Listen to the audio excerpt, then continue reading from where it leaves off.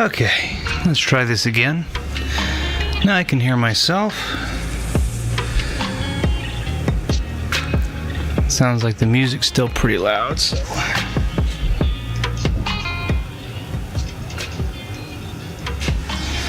Something else going on. What's up here?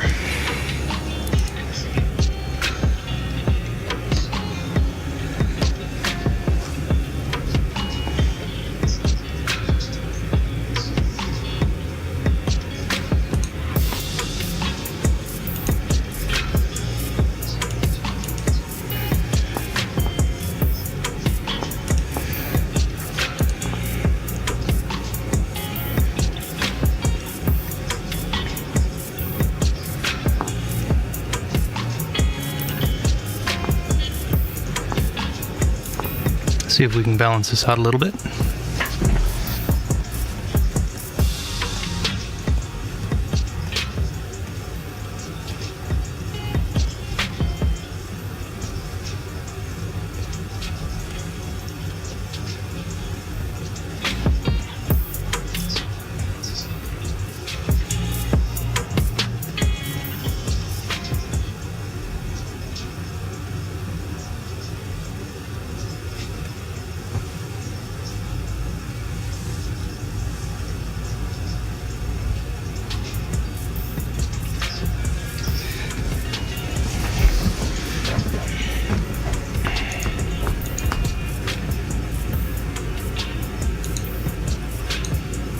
Okay, 1 second.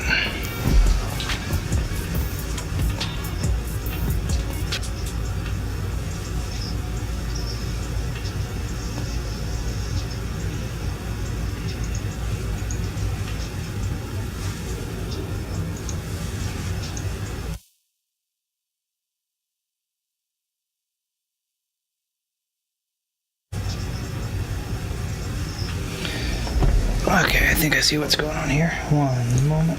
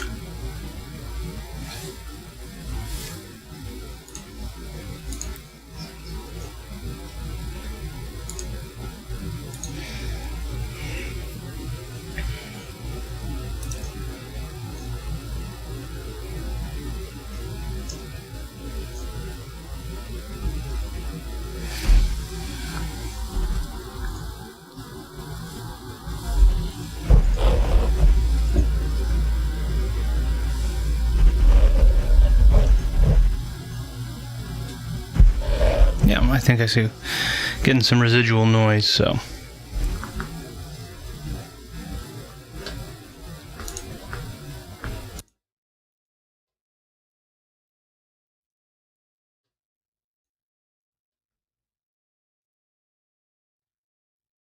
So 1 second, I'm going to check on this. Oh, we may not need to be, that may be why.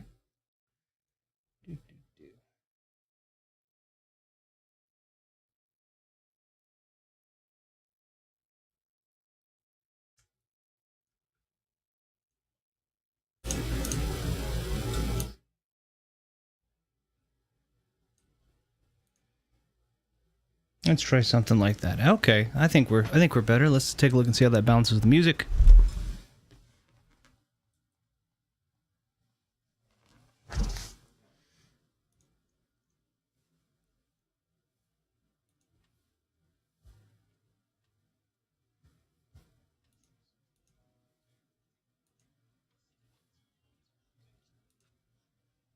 Okay.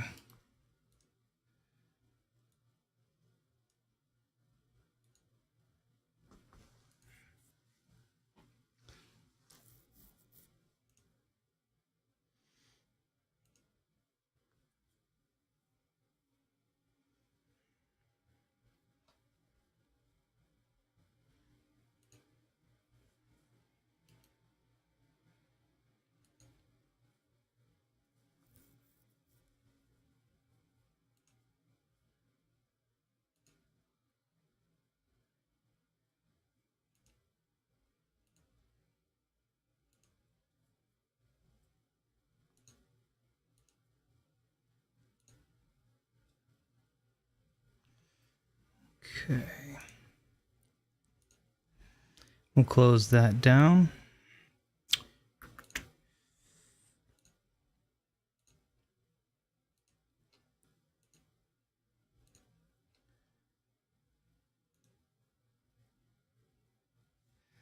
And as I made mention of, this one is a live test stream.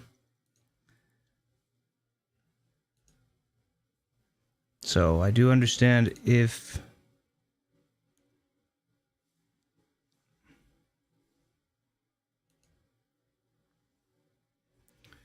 we run into technical difficulties here and there. I'm hoping not to have to worry about that, but it happens.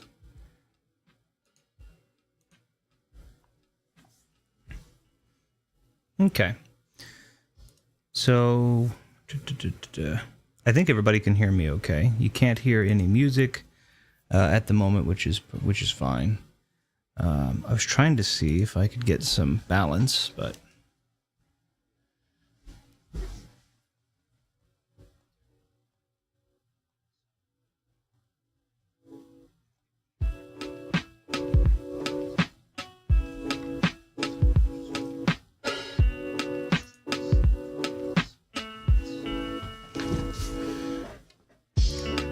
This is the tough part of having to do all of the...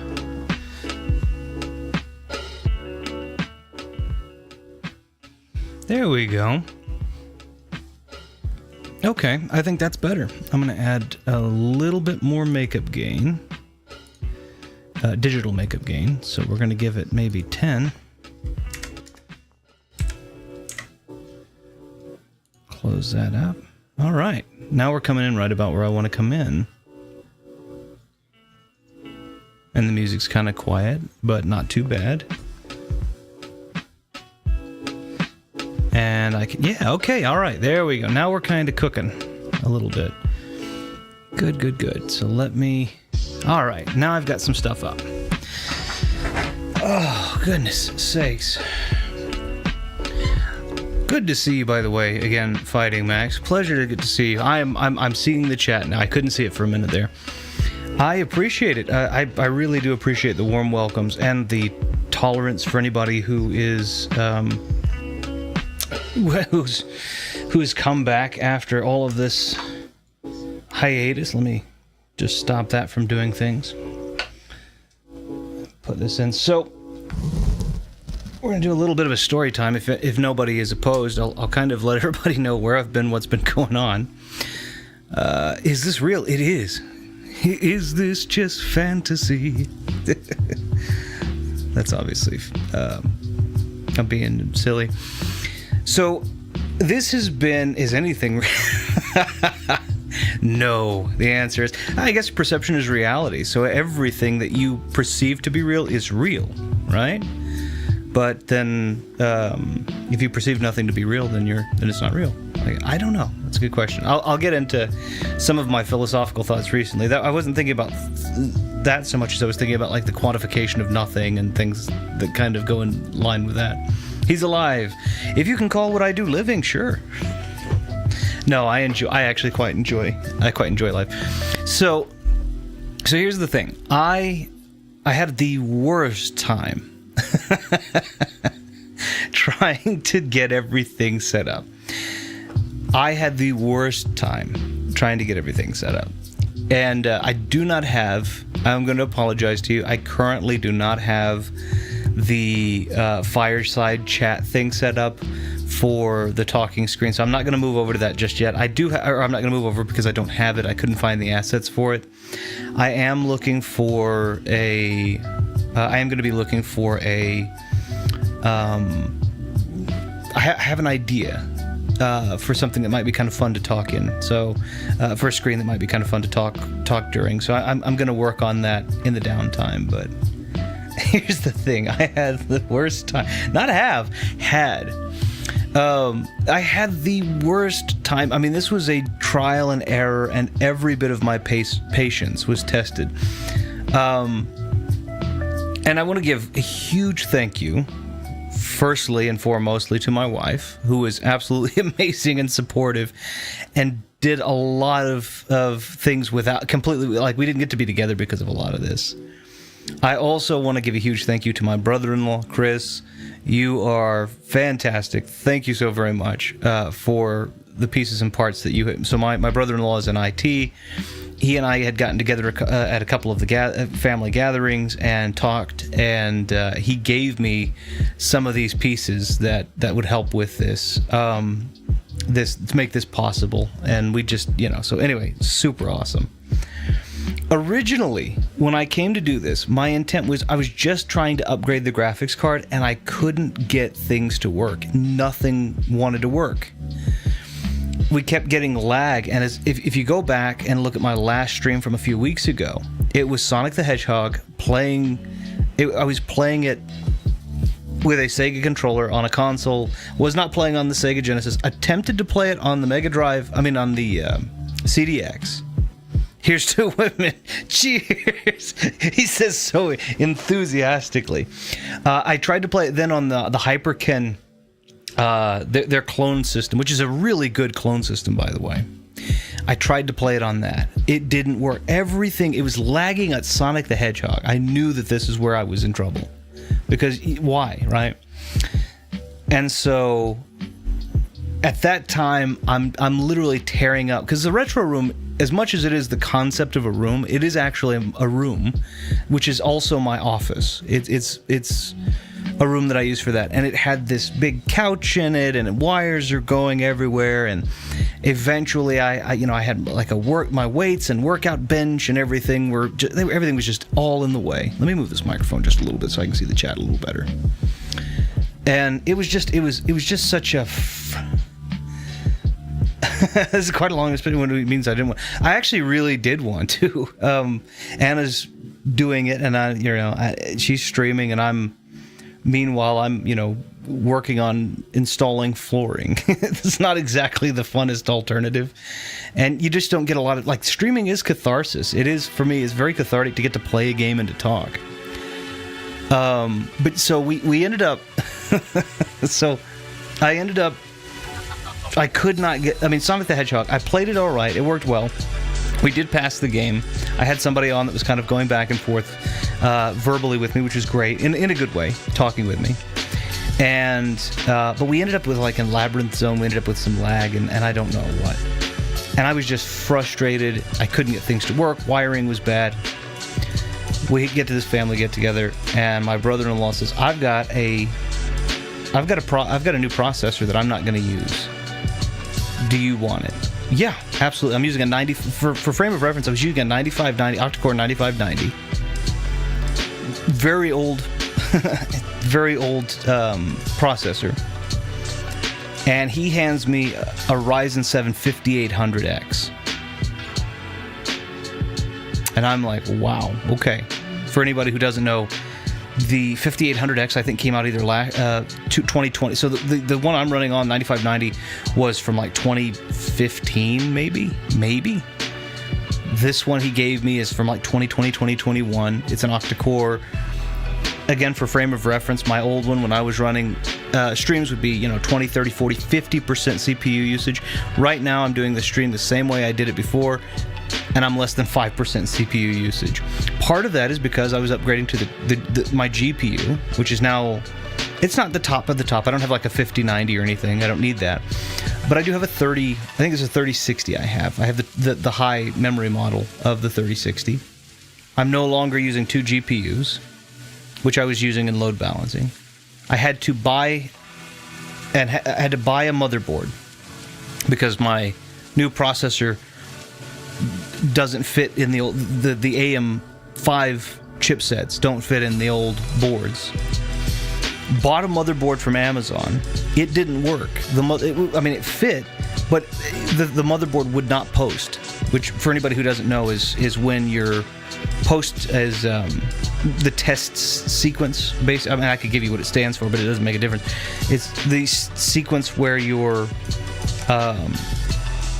when your computer boots up, it takes a look. It looks at your processor first, and then it looks at your RAM, and then it looks at your graphics card, and then it looks at your whether you have something that can boot like you can, it's like Windows 10 or Windows 11 or whatever. Anyway, it wouldn't post. I couldn't get the thing to post. Just buy a computer from the 90s and play Unreal Tournament fixed. I can still play Unreal Tournament. I've gotten some stuff. So the PC is, it feels so new and fresh. I haven't built a PC really, or upgraded a PC like this really in over 10 years now. Or about 10, well, it's about 10 years, we'll say. So, I mean, this was really cool. This was really nice. It was very trying, though. Got a new motherboard. Motherboard didn't work, wouldn't post, had to pack the thing back up, send it back off to get a refund.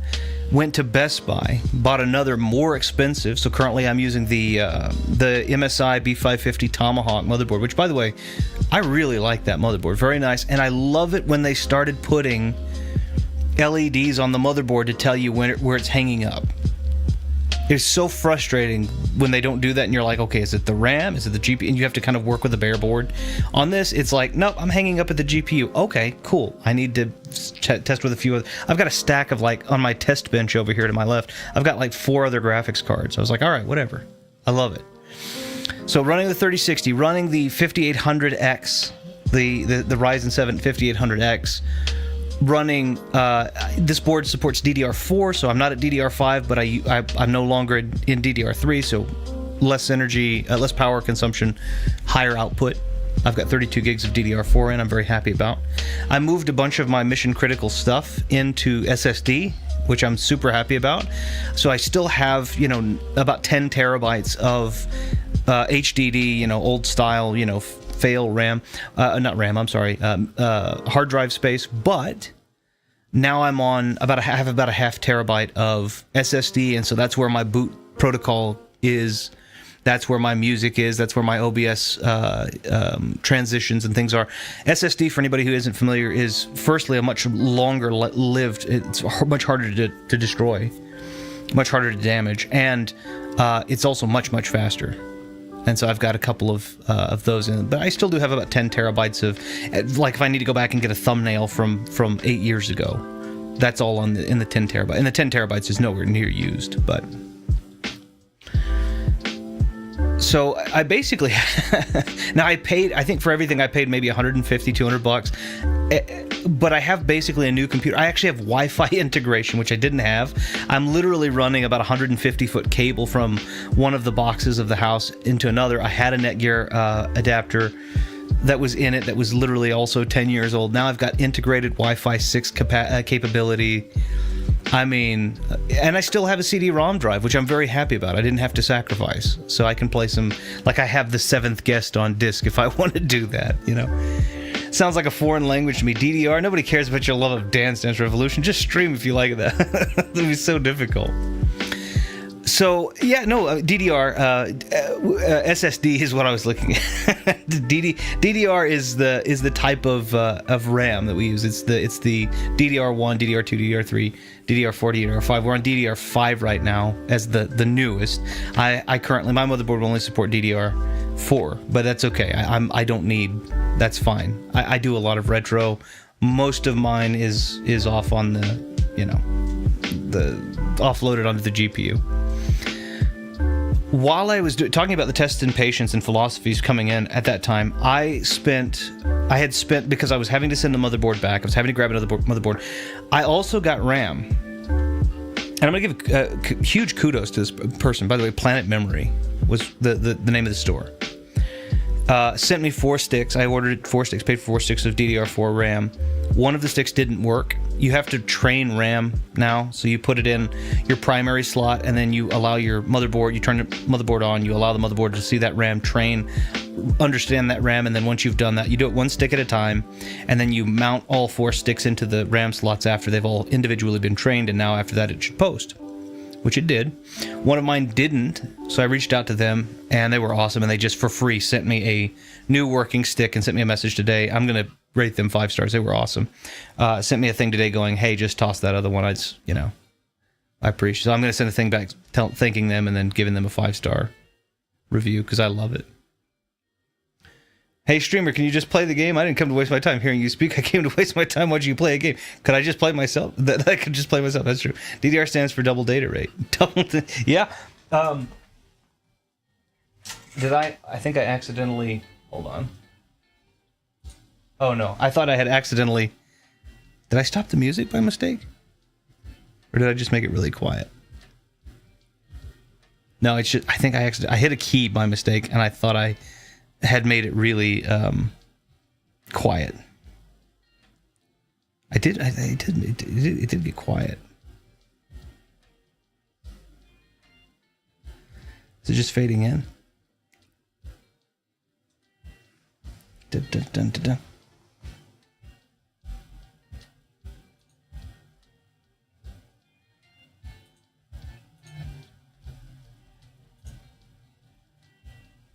I don't know why the music sounds... Yeah, I don't know why the music sounds so quiet.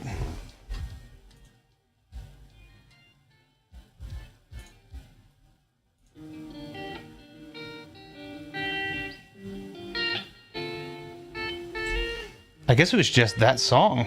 Let me go back to that song.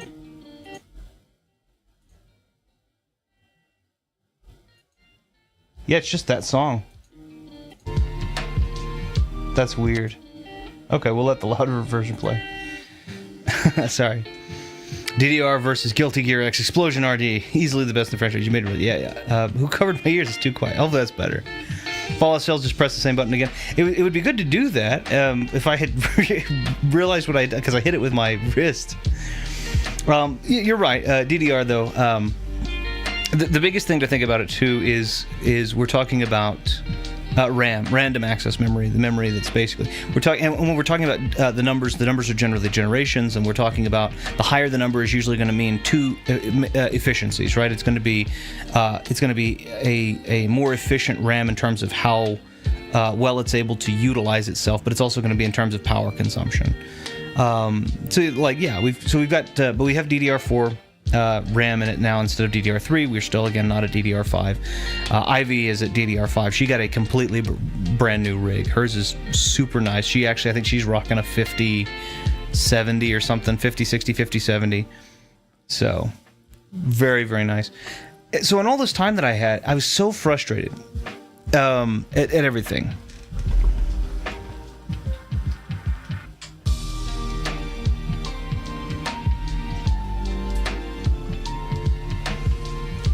There we go. I thought I hit a button.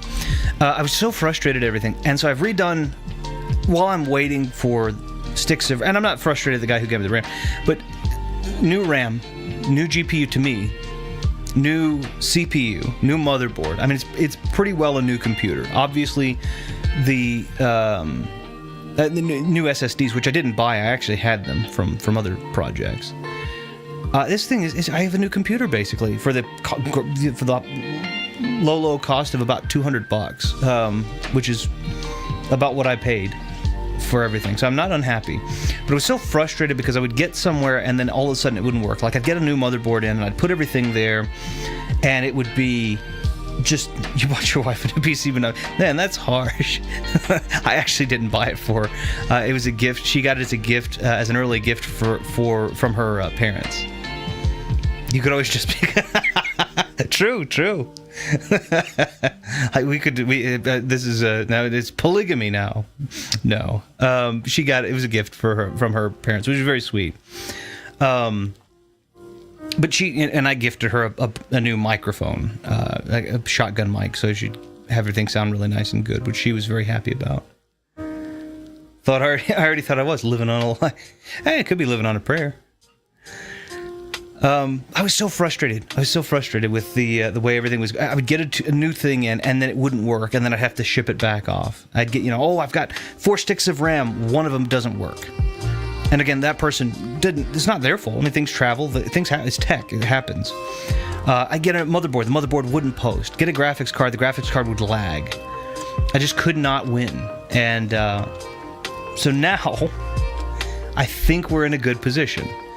Brand new CPU, brand new motherboard, fresh thermal paste on the liquid cooler. It's all good.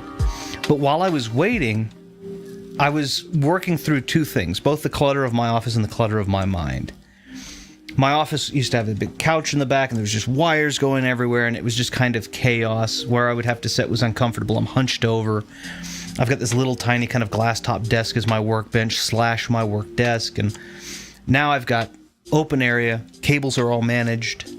I've got a workbench over there on my left, but I've got a nice big wooden desk here that I'm sitting at. No, I've got rid of the couch. It's just me in this comfortable chair. Couch was uncomfortable. I've got bookshelves behind me. I've got shelves with all of my games, which make me happy just to come in and see in the morning. I have my complete and box copies of like Diddy Kong Racing and stuff, you know? It's just so much fun.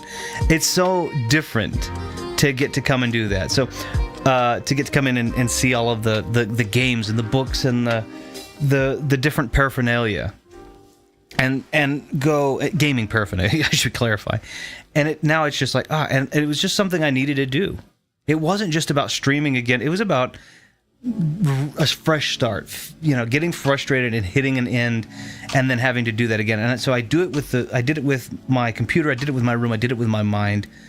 I'm so happy to come back here, and the catharsis of playing the game is definitely well needed, but there was also something very cathartic about going through the process of the detangling of where my mind was. Mental health, for me, is a different concept than it is for most people, but I do still have, I do still have things that interlock in ways that put me into this kind of infinite loop of Einstellung, right? And I get frustrated because it's like, I know this has got to be it. And in truth, it's not. It's that box that I stuck myself in. So it's like, I wasn't depressed. I was just angry. And I came back out of it and I'm like, it's so nice. My office is so nice. It's so comfortable. Warm lighting. I added Edison bulbs.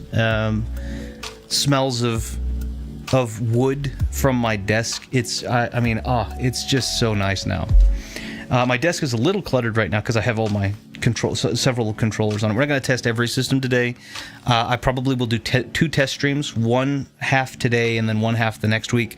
This week I'll be testing the stuff I know should be able to run decently well, and then next week I'll be setting up the really complicated stuff. That'll give me a week to set up the really complicated stuff, and then I'll test that out. And that's going to be stuff like testing straight from old hardware, the Dreamcast and the PlayStation 1 and the 64 and all that kind of good stuff. So today it's just going to be the stuff I think I got straightened out and the stuff I play most frequently, and then after that it's going to be more complicated. Just tag in. Hey man, we could do a Polly thing, but I guess if Anna starts complaining, she can also start complaining that she's also sitting out. That's not my problem. Always, not also. Okay, I got you. Always setting out. I love Liquid Cooler, especially the diet version. No, I got a really nice little Corsair. I've had it forever, and it still just works like a dream. I cleaned it up. I mean, again, I had pieces and parts I didn't even realize I had. Like, for example, and missing parts too.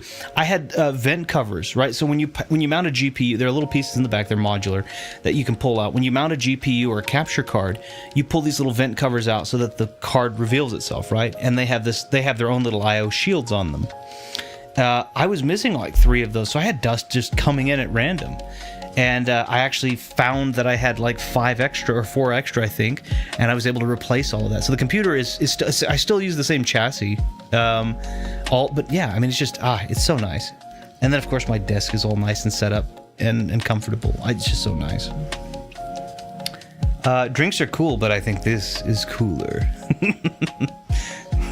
So come on, you can stop my laughing. I don't know. I have room on both sides. So I got rid of the couch because the couch was so. I bought that couch maybe 15 years ago. I literally, it was a nice couch. It had little back and tailbone massagers in them and such. I bought it. I think I bought it for $20 from some guy in a podunk town, Texas. And it was this big, and it was super nice. But 15 years of sitting in this couch, it just no longer supported anything. You were just basically straight on your tailbone. And so it was very uncomfortable. So now I've got this really nice, big, leather office chair, very mafioso, but it's super comfortable. And it rocks back and forth and leans and stuff. And it's just, I've got lumbar support. The audition process was tiring. So, I'll just say, never again. Never get linen couches again. Always leather, But anyway, I really want to say, though, I kind of went through my whole thing, but what I do want to say, and I think this should be in no uncertain terms, is thank you, Ash, and Fighting Max, and whomever else might see this even after the fact, for bearing with me and saying, you know what, it's okay, he's gone for a bit, and then coming back to talk with me. I never concern myself with how many subscribers or likes or any of that kind of stuff, but I always do concern myself with the conversation and whether or not I'll have those people who come back to converse with me after the fact. Whether or not you click a button, that it doesn't matter to me, but the fact that you were willing to be patient and say, you know what, he's back, I'd like to talk with him some more, I think that's really nice. And I'm incredibly thankful that you all have come back, or you both have come back, and maybe others will, but you both are, it's phenomenal. Thank you so much. I only do it in the hope she did remember me. I was going to say, you never know, but that would kind of be an oxymoron a little bit now there, wouldn't it? But yeah, you never know. I could. I do okay. I do all right. I'm not super wealthy or anything like that, but I do decently, I suppose. But yeah, it was super. It's been super nice. It's very comfortable. I have room on both sides. I mean, obviously the couch fit in here. I have these rooms on both sides where I could set up some chairs. We have like papasan chairs and things like that. So if we decided still to do like multiple people coming in, as I've done in the past, it could still be done. It would just be a different thing rather than having that big couch where everybody's going to sit. It would be more like having, me setting up a couple of chairs to either side of me. But the room still very comfortably would seat. Even without the couch, we have 1, 2, 3, 4. I mean, I think it would pretty comfortably seat 4 or 5 other people in here. Now, putting microphones in front of everybody would be a nightmare. I have mic stands like crazy, but yeah, that would be difficult. I'd probably ask people to hold microphones if they were just commentating. I guess I have a couple of really nice headset mic, a couple of Sennheiser like sports broadcaster mics I could probably put on people. I'm not super wealthy or anything. I mean, the 12 million just gets me by. No, I don't necessarily wish I made 12 million, because what am I going to do with 12 million dollars? I don't know. I spend a little bit of that to make sure that any debts that I have, like mortgage and such, are paid off, and then I'd probably take, I'd say 90% of that. 90%. Probably more than that. Probably like 95% of that, and put it in some account that would hopefully accrue some gains, and I could live off of I don't need $12 million. Pass it down to my daughter and tell her to do the same thing. Just basically, instead of being like, hey, all of you live incredibly lavishly, I wouldn't do that either. I think I have like 2 or 3 charities I'd give to. Honestly, I'd probably... $12 million. What would I do? That's a good question. I'd use a little bit to pay off the debts that I have, which aren't I don't have very many debts. I've managed myself well. But when you buy a house, you automatically have a debt. When you buy a car, you automatically have a debt. So I'd do that. I would... What else would I do? I think I'd give a little bit. I'd give a little bit to probably my mother and to my in-laws, certainly, so that they wouldn't have to, 1 or 2 each.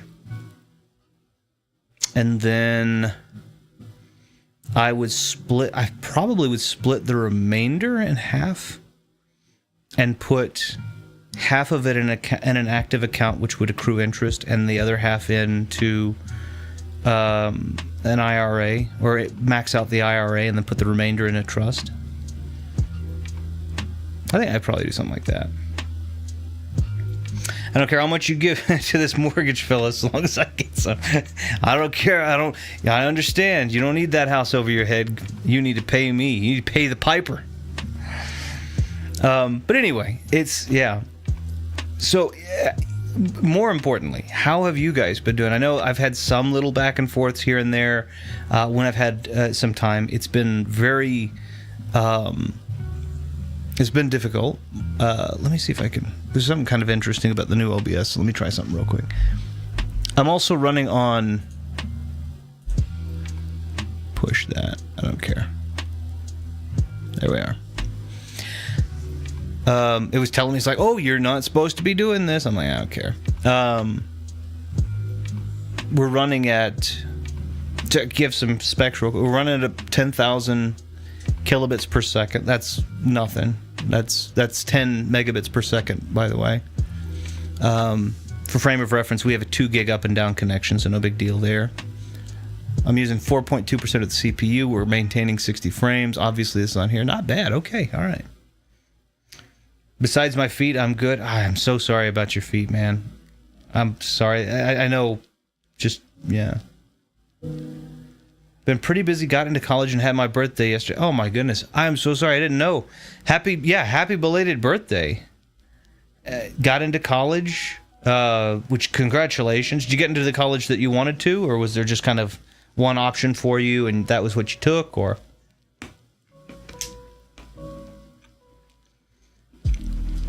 And they said your birthday. So you are almost out of your teens, good sir, if I'm not mistaken. You've one more year of a teenage life, if I am not mistaken. It is. I encourage you, if I'm remotely correct, you don't have to confirm or deny. I apologize. I thought we had talked about this publicly, so I apologize if I just betrayed something that wasn't meant to be. But my hope is that you enjoy where you are right now. I'm in one I'm satisfied with. That's good. That's good. That's what matters too. Enjoy where you are, man. Just be like, there are so many things. Getting a little bit older, you have to do. As you get older, you're progressively going to be more and more responsible for, more and more things, right?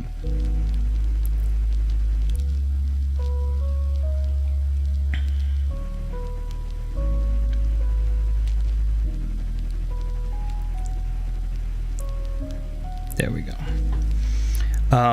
Always remember, quit college and become a drug mule. You'll be all right. Pablo Escobar.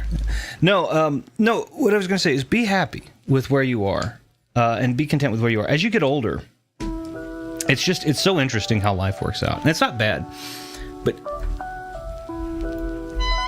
you could be a drug mule with a degree. Yeah, you could. I mean, think about this. Think about how many, I'm going to say not necessarily well-educated, but decently, I guess, well-educated. Where do you think mafias come from? Basically, they're the drug trafficking with a series of rules. If you're playing D&D, they're the kind of lawful evil guys, Let's see here. And it keeps giving me this little warning. It's like, oh, warning, this and that, and I X out of it. It's like, good. I know what the warning is. I don't care. But yeah, what I was saying is just enjoy wherever you are. Be happy. I'm so glad. Don't be. No. Let me clarify. If you're happy, experience that happiness fully. Do not force yourself to be happy if you're not. Experience what you experience. We've talked about toxic positivity. That's been actually a big deal with me recently. Is that toxic positivity thing, right? Everybody telling people to be good. So many things have happened. I feel so bad. So many things have happened since I've been gone. And it's just been absolute insanity. It's been, we had and I didn't think this would be this divisive. We had the shooting of Charlie Kirk. We've had, and now that topic has caused so many people, which is a very simple topic, by the way. And it's like the world has completely gone mad over this. It's a simple topic. Somebody shot somebody for saying things. That's bad. I didn't agree with the guy. I don't agree with a lot of what he believed in. But you don't shoot people for saying things. I don't think it's any more complicated than that. We aren't pondering the complicated stuff. We're being ridiculous. As you get older, the numbers of years you spend on Earth get higher. Not many people know that. What I was saying is as you get older, the number of responsibilities you have increases.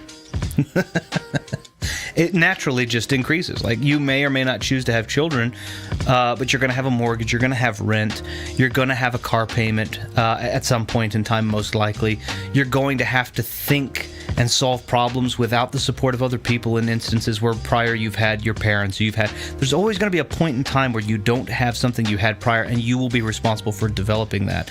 And if you decide to have kids, you'll become responsible for that, developing that for them, being that support system that you once had. You'll become responsible for becoming that support system. And so that's what I'm saying. Enjoy where you are as much so as you can. I can't believe Vinny is like the sweetest guy. I could never imagine that. Words shouldn't lead you. Exactly. I want to be very clear. I didn't agree. I mean, I would talk about every topic. I don't care. I didn't agree with a lot of what he believed in. I didn't agree with a lot of what he believed in religiously. I didn't agree with a lot of what he believed in politically.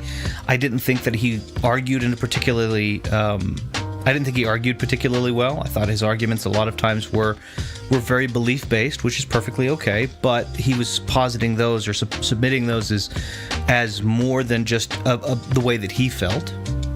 And I thought that was all wrong. That having been said, all of that having been said, let's then escalate and say, well, he said hateful things. He said other things that were bad. And fine. They were still words.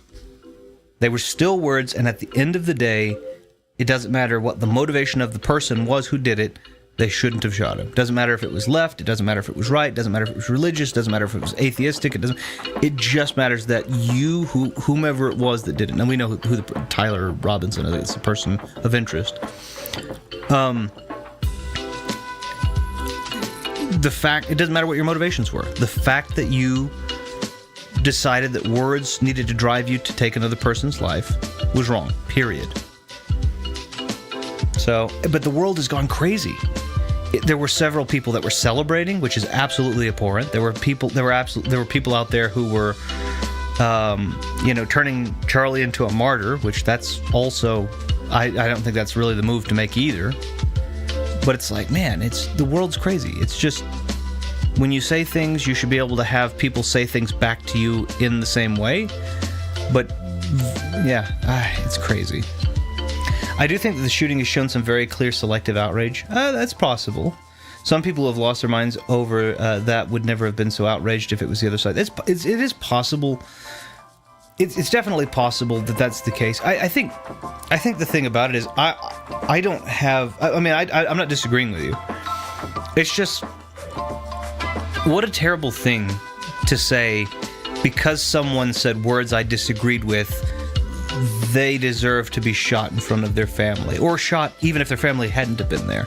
Shot in general. What a terrible thing that is. What I don't agree with the guy. I wouldn't. I worded it this way. I was asked this yesterday, in fact, on a phone call. Did you like Charlie Kirk? And I was like, well, that's a big question. Are you asking if I agreed with his arguments? Yeah, did you agree with his arguments? What would that look like? No, I didn't agree with most of his arguments. Some of them were, yeah, but most of them, no. Well, yeah, but would you ever sit down and have lunch with a guy? Absolutely. I have. I mean, if we just were talking, he didn't seem like a hostile, terrible terror to the people. He was just someone who held beliefs very strongly and very publicly that I disagreed with. But yeah, I'd have lunch with the guy. I don't care. Yeah, I mean, he literally sat down and had lunch with Bill Maher. If Bill Maher can do it, there's no way I can't. I don't even lean that direction either. It's like, man, that video was rough. I know. I was actually at a visit doing one of my audits, and when the video was shown, I didn't realize who it was until I had gotten back, and then there was confirmation that that was who it was. And I was like, oh, you got to be kidding! And he was young. He was 31. He was young. So I don't know. That's just. I don't know. To me, it's just a silly, silly world. It's a ridiculous world to live in, where you have people celebrating someone having been shot because they had said words.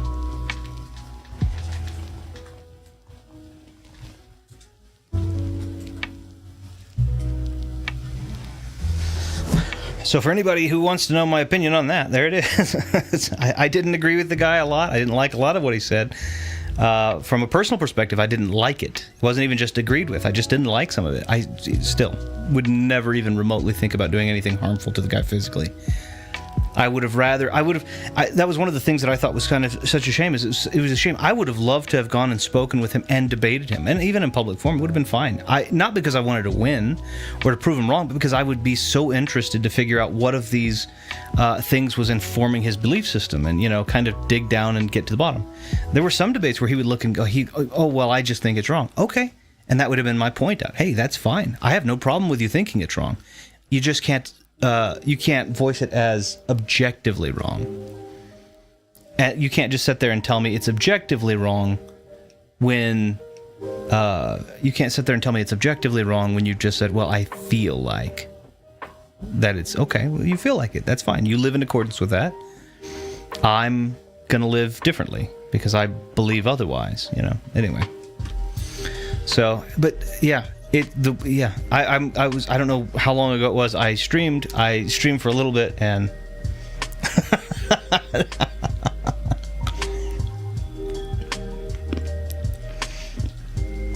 going around and debating random college. I'm eating super. I love one of my favorite things in the world to eat that I can have that isn't meat.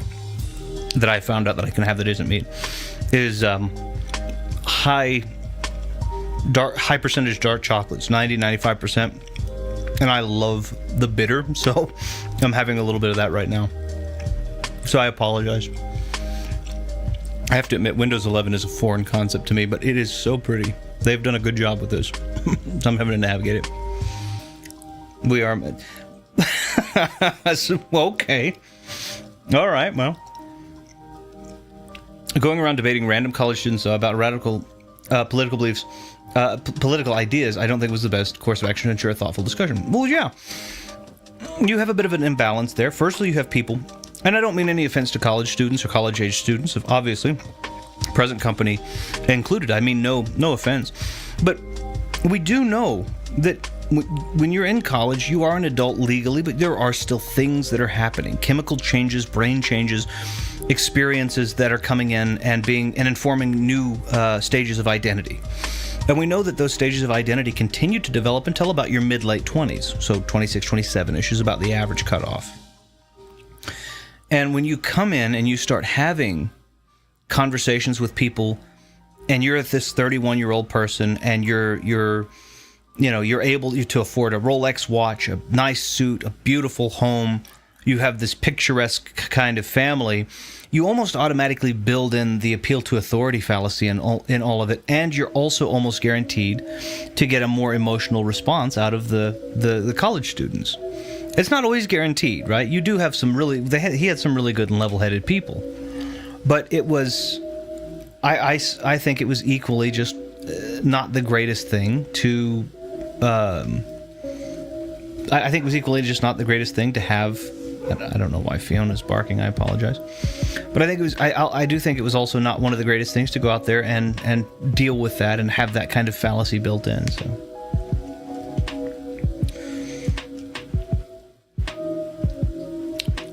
Can you guys tell me some of the opinions he had that were controversial? I had no idea who he was outside of seeing him in a few thumbnails. Yeah, I mean, I think some of his most controversial opinions were the opinions of traditionalism. He was a Christian nationalist, so he believed that he didn't really believe in the separations of church and state. He believed that Christianity should be what informed a lot of the state's moral reasonings, if not their law. He believed a lot in traditional households, which meant that there was the affirmation of gender roles, that you had an obligation to have children, or women had an obligation to have children in the same way that, those were the most controversial ones, right?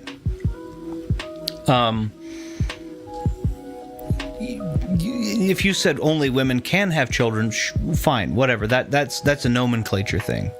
But if you're saying, if you're bringing in these potentially these gender roles or whatever, hey, that could get a little, you need to settle down and you're discontent because you're not having children. Well, that's probably not true.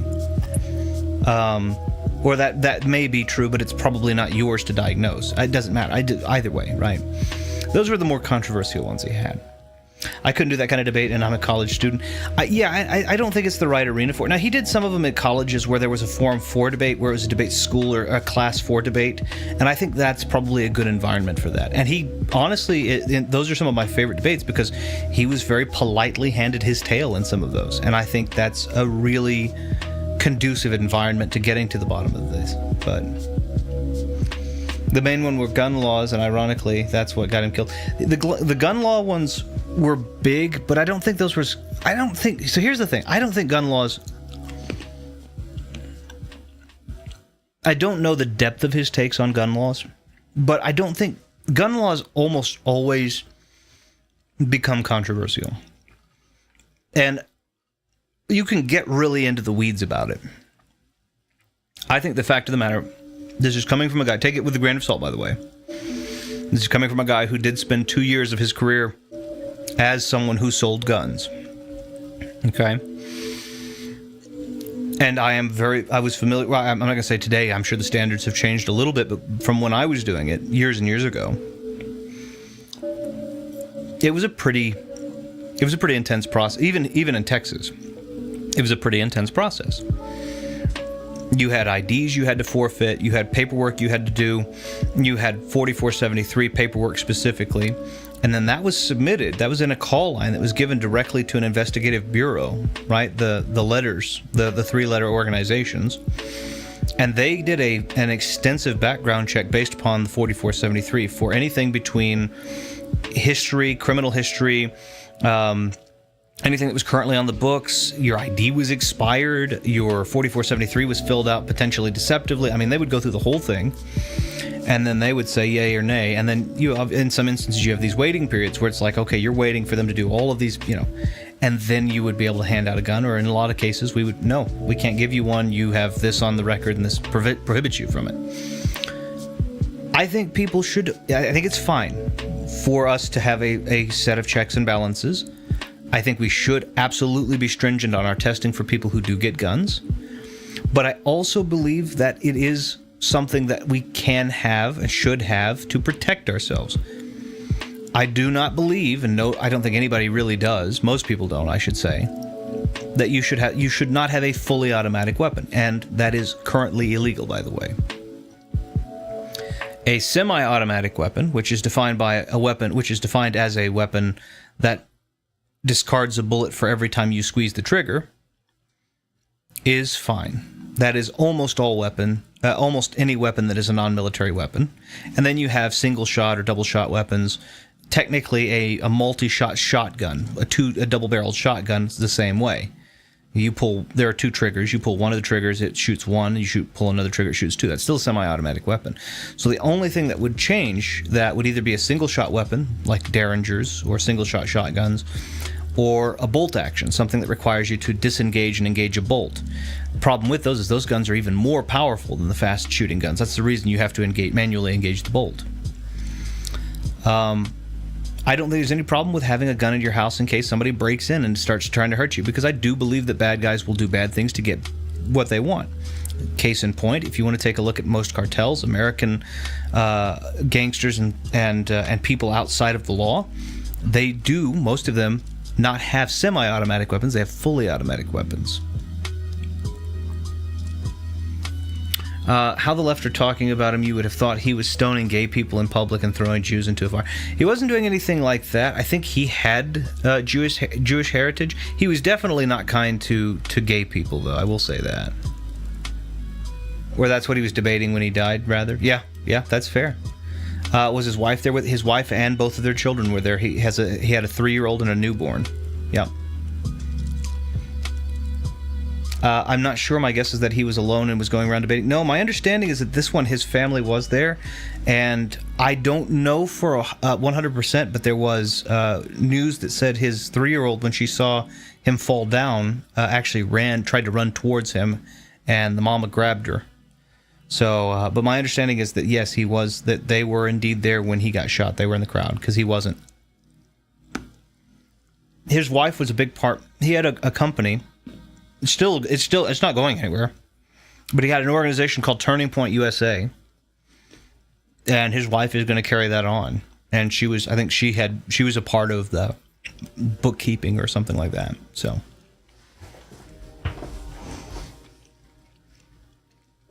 oh yeah, no, I completely agree. Like I said, I don't agree with a lot of the stuff. I thought some of the stuff he said was outright stupid. Doesn't matter. He didn't deserve to be killed.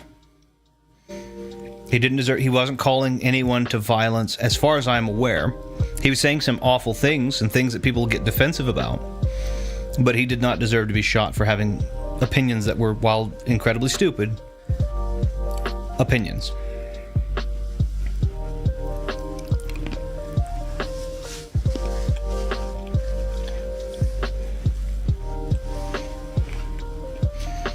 What I find concerning is the possibility of someone doing the same on the right now.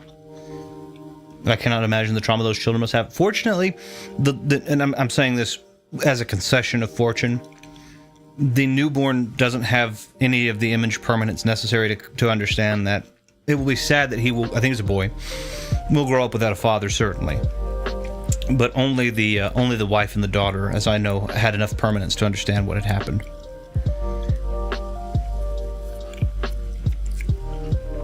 It's absolutely possible that somebody would retaliate that is of a political opposition.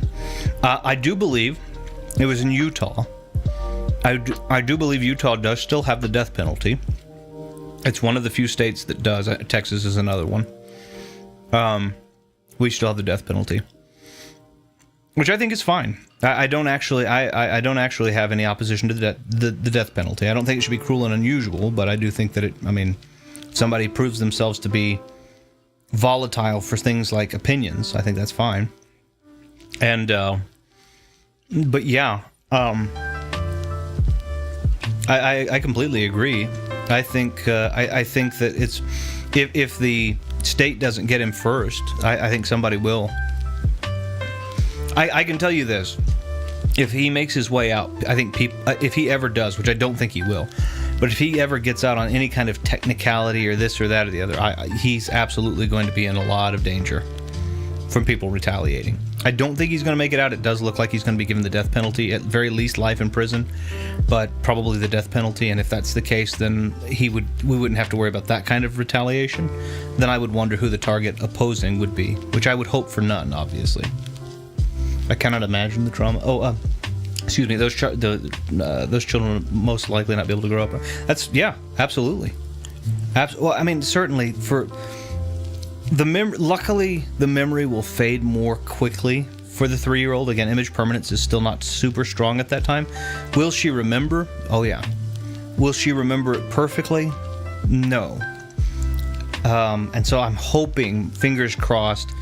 Obviously, they can afford to get therapy, and I'm hoping that they go that route, but fingers crossed that she understands what happened, but the memory kind of gently massages its way out and back.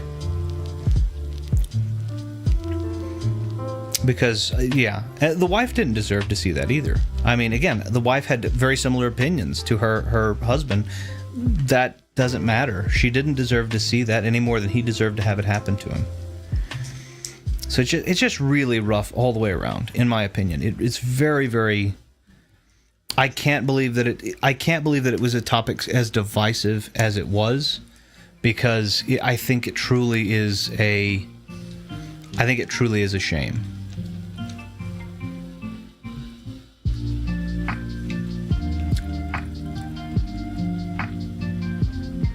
The sad thing is that there is video footage. Oh yeah, absolutely.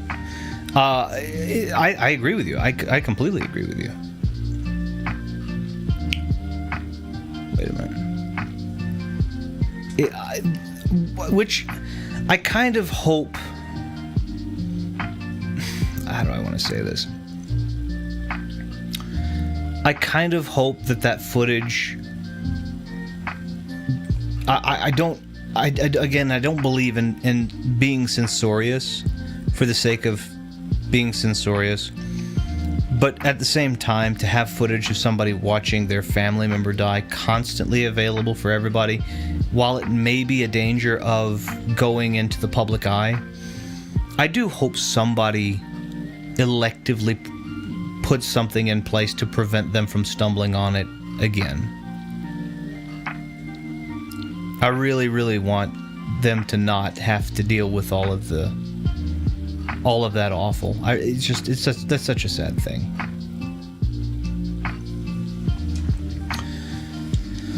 Oh my goodness, it's just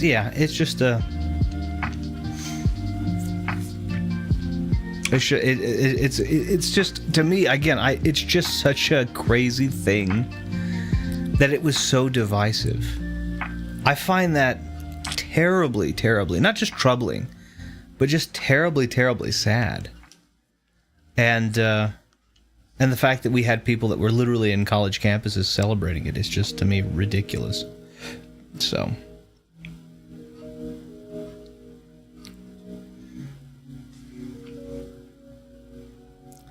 Okay.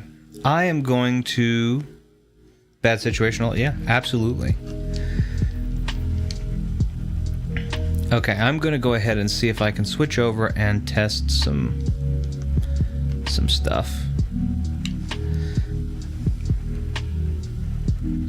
I've already been kind of working to get the hardware part of it ready, so we're going to try and see if I can get the software set. Hopefully everything's going to look nice and pretty and work really well, and it looks like it will because we haven't topped 5% of our CPU usage. I think we're going to be good. Could I ask, just real quick, because I can do it, can I get I'm going to have to move over to fix some stuff real quick. Can I get a suggestion for a Super Nintendo game to test? If you guys, I'm going to step away from the mic for a minute. Would you be so kind as to suggest a Super Nintendo game for me to test?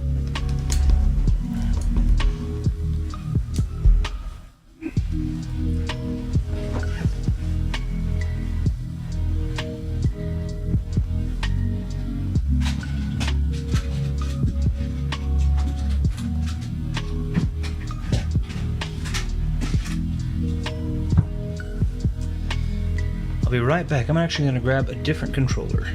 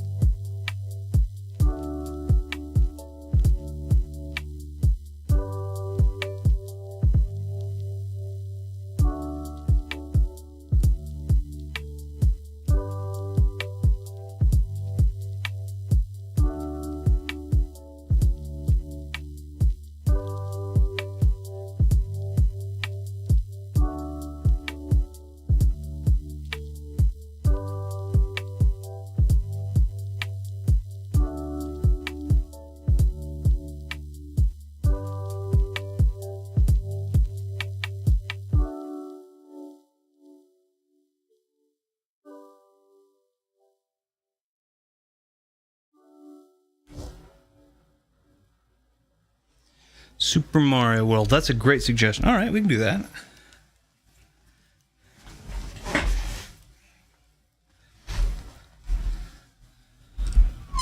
The only downside... I need to oil that, good lord. The only downside I have is I'm farther away from my mix board, so I have to find a way to make that work a little bit better. Okay. Super Mario World.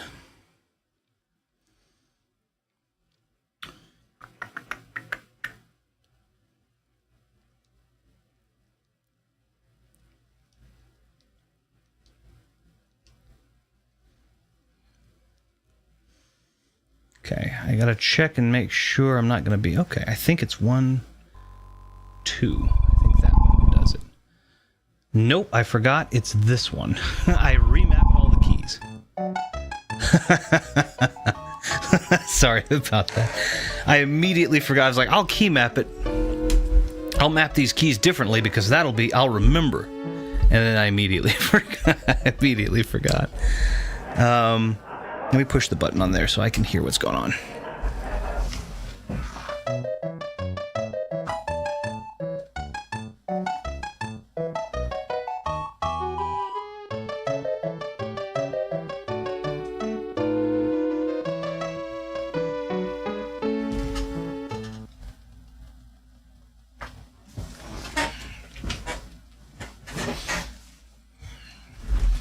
Okay. Yeah, there we go. Now I can hear.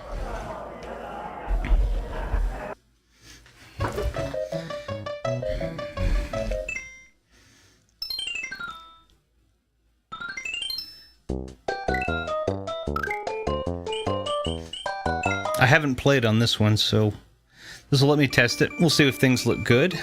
I hope they do.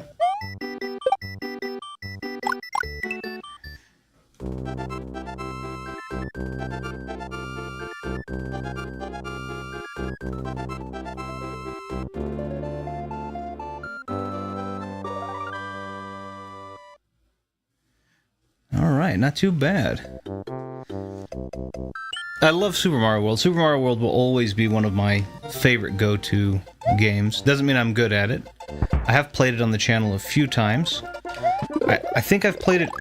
I think I did a 100% run, and then I've also done a... Well, here. Might as well.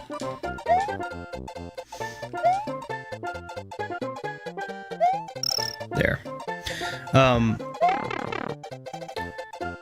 I did a 100% run, and then I have... Or a 96 exit run, basically. And then I've also done a how can I pass it? How quickly can I pass it run?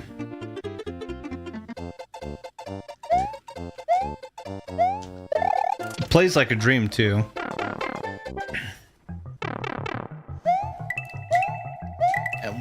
We'll try some. Boop, boop.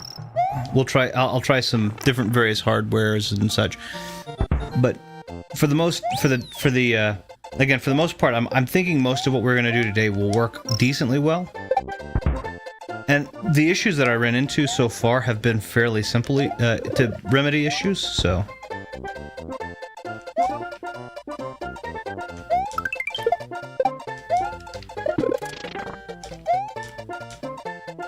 Let's see. Working good so far? Perfect. Perfect, though. And I'm hoping I don't get... This is actually one that... This is not a bad one because I did get lag. I believe on this one. I don't think it is.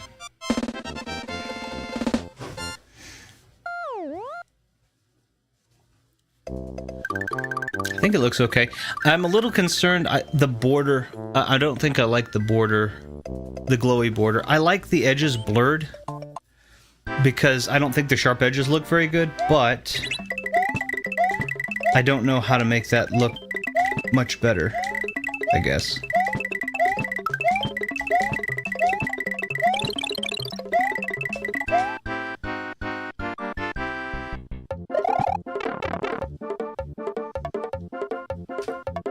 We'll see if we can do what they call a yump in speedrunning. Yeah, that was it. A yump is where you run full speed and then spin jump, running spin jump onto the switch.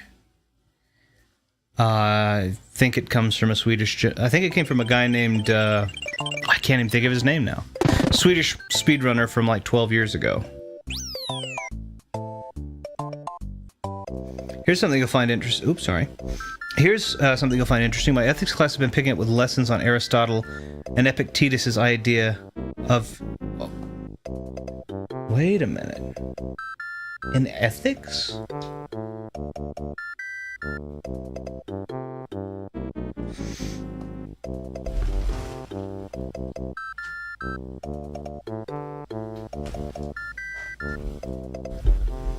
That is interesting. That wouldn't be where I would start for ethics.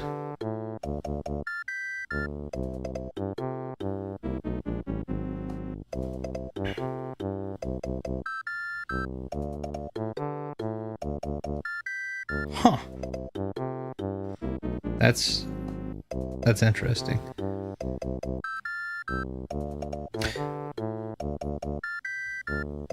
But Epictetus' philosophy is one that has more consistent ways of using it. Huh. I'm trying to figure out... hold on. So... it's a philosophical question. I'll go ahead and ask it. If it's an ethics class... you're already operating under a... if it's an ethics class discussing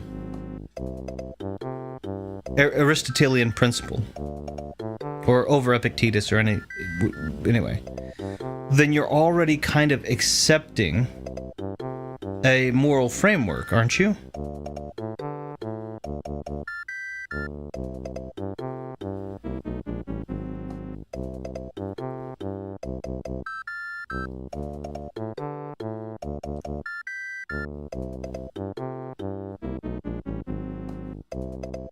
Okay, I was gonna say, but even still, aren't you already? So this is why I'm confused.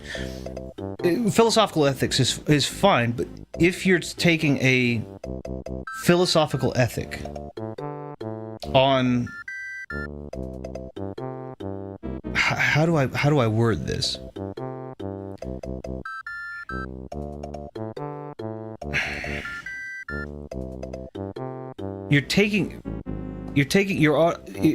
You're automatically taking a philosophical stance.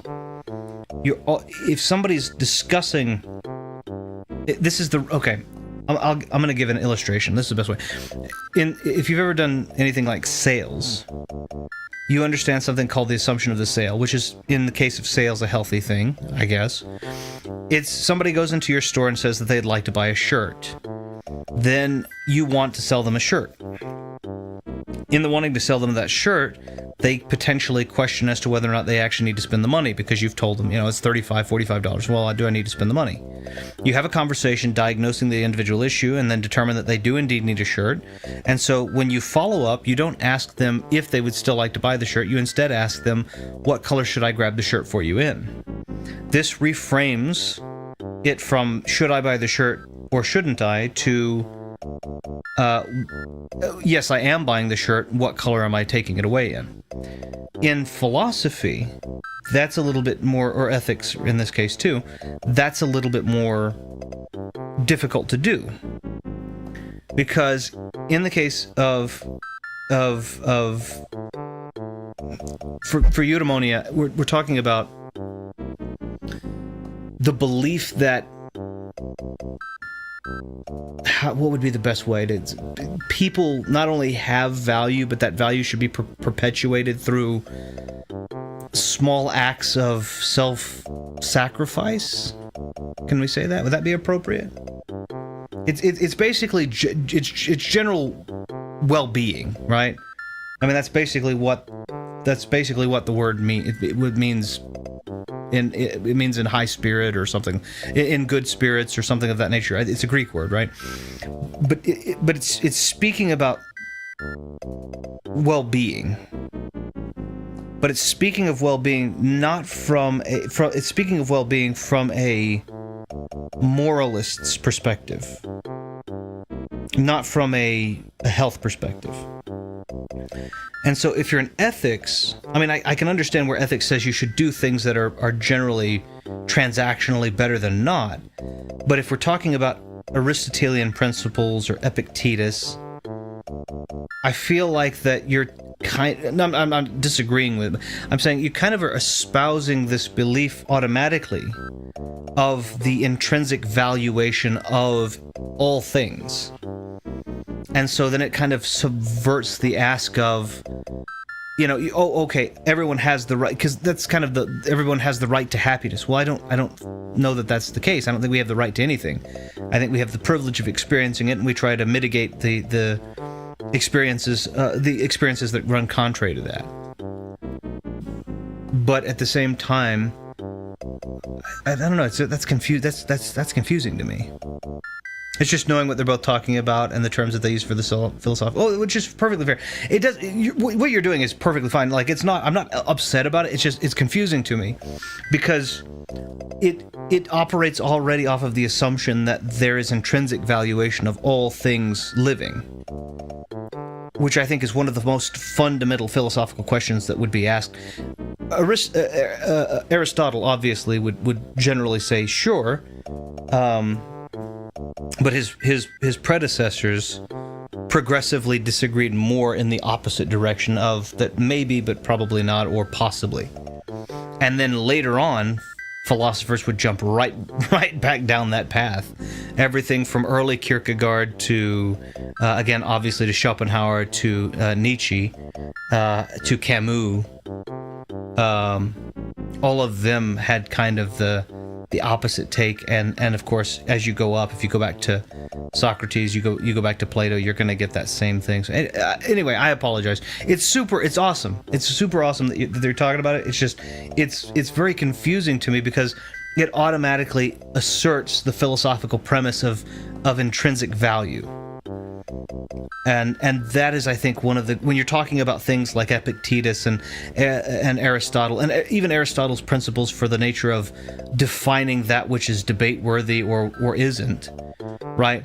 Then some of the argument that you have in that and against Aristotle is the utility of his ethics in the midst of his I guess his it's difficult to say. The utility of his intrinsic belief and valuation when you have someone who is at a cross purpose across the table as your interlocutor. I don't know. That's super cool. It's just got me thinking.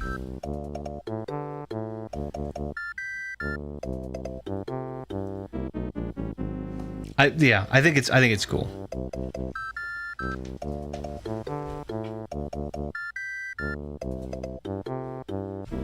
Sorry, I think I'm going to change. I'm working on changing this little this border because I don't quite like it. So I'm gonna.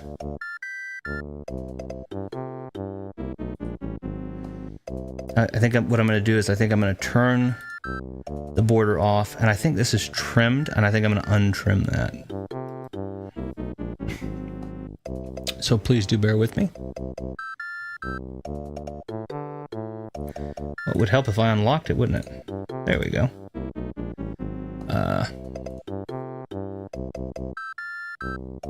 So I think what I'm going to do is I'm going to crop the top a little bit more. And I think I'm going to crop the bottom a little bit more. And I think I'm going to knock the cropping of the left. And I might just see if I can put like a drop shadow in it or something.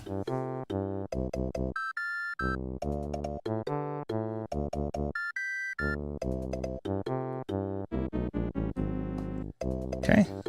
And we'll do the same thing on the other side, because notice there's a pretty good little envelope of... Oh, shoot. Pretty good little envelope of the little kind of manila colored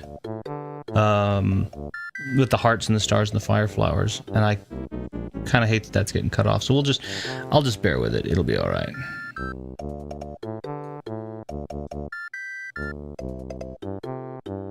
Go right back there. And then I'll change the position because it's now off center, and we'll make it balanced.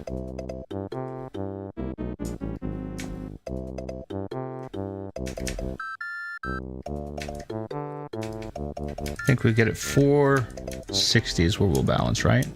Yep, 460 and 59 pixels. That should be nice and centered. All right, we'll just do it this way. Is that a little bit better? Probably should move that little guy over too, huh? These are the real-time adjustments. These are the things that I work on doing that nobody really cares about, so I apologize. But it does make it look a little nice. Does that look a little bit nicer? The little drop shadow, I think, kind of makes it look a little neater, so maybe that's not too bad. What do you think? There we go.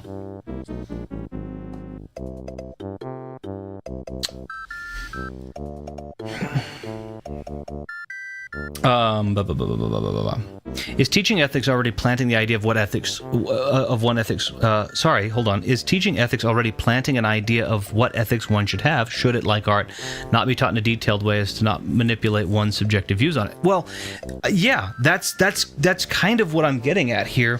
When you start talking about eudaimonia, or you'll have to forgive my poor tongue on it. When you start talking about a principle dedicated to telling you what the highest good is, the greatest good is, ethically speaking, you create a framework which doesn't allow a person to kind of develop that. But the baseline of ethics is, you absolutely are correct in that you should have that. You should have that kind of... I think the conversation firstly should be what informs your ethics. Let's put it that way. If I asked you what informed your... Well, let's ask that question. Let's not be hypothetical. Let's just ask the question. What is... You have a belief system that is yours. What informs your way of doing what you believe to be most ethical? Excuse me, I lisped because I switched the words. What do you believe informs what you believe what do you believe informs your belief on good? Do you have a religious... And I'm going to get back to playing, I'm sorry, now that I have switched that. I think it looks better. I hope it looks okay.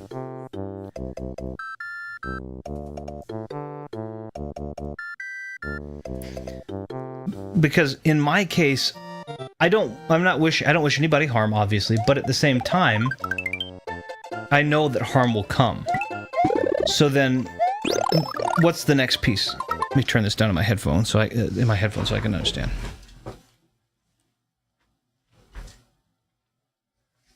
Okay.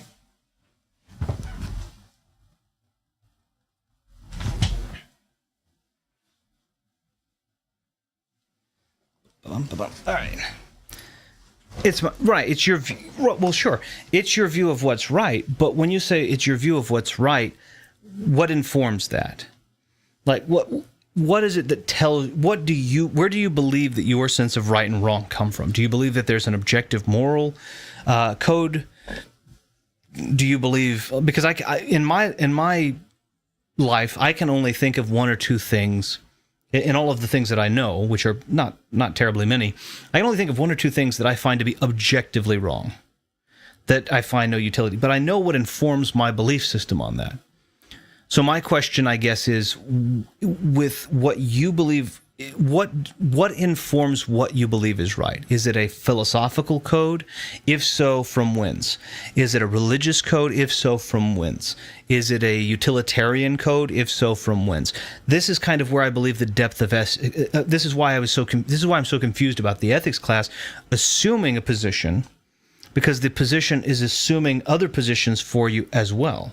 Like, again, the automatic intrinsic valuation of all things living, or at least of human life. And then that asks other philosophical questions like, if it's intrinsically valuable, why? And if it's intrinsically valuable, what makes it valuable? What about it is intrinsic of it that makes it valuable?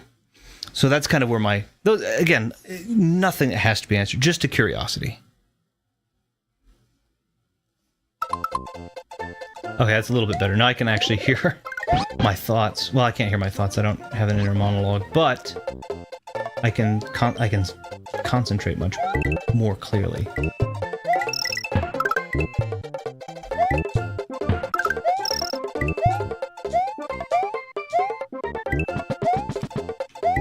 gonna eat all the berries because I get a little one-up, a little gift here in a minute.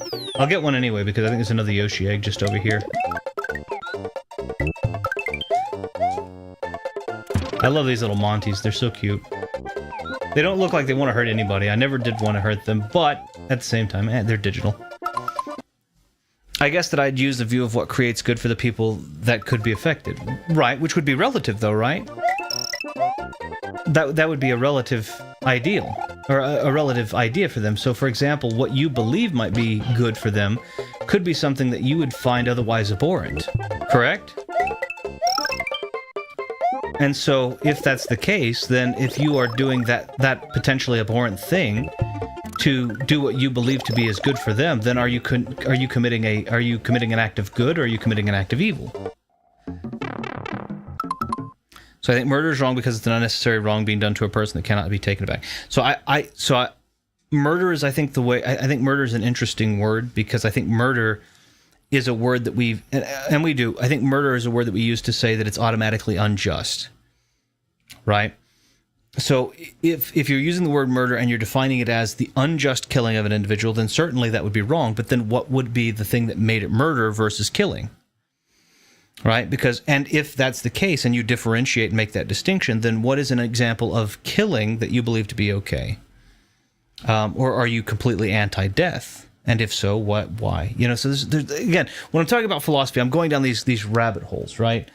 I would agree that if we're defining murder as an unjust killing, then we would have to firstly define what the injustice committed was and what would instead be a just killing, because if one position exists, you must also create the opposing position. You must understand that the opposing position also exists. And you must understand that position well enough to have informed it. It's the reason zero exists, for example, is because something exists and then a moniker for nothing must also.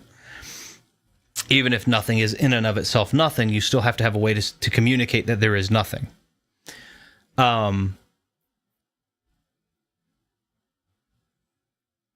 That's kind of where the depth of it is. I understand that, right?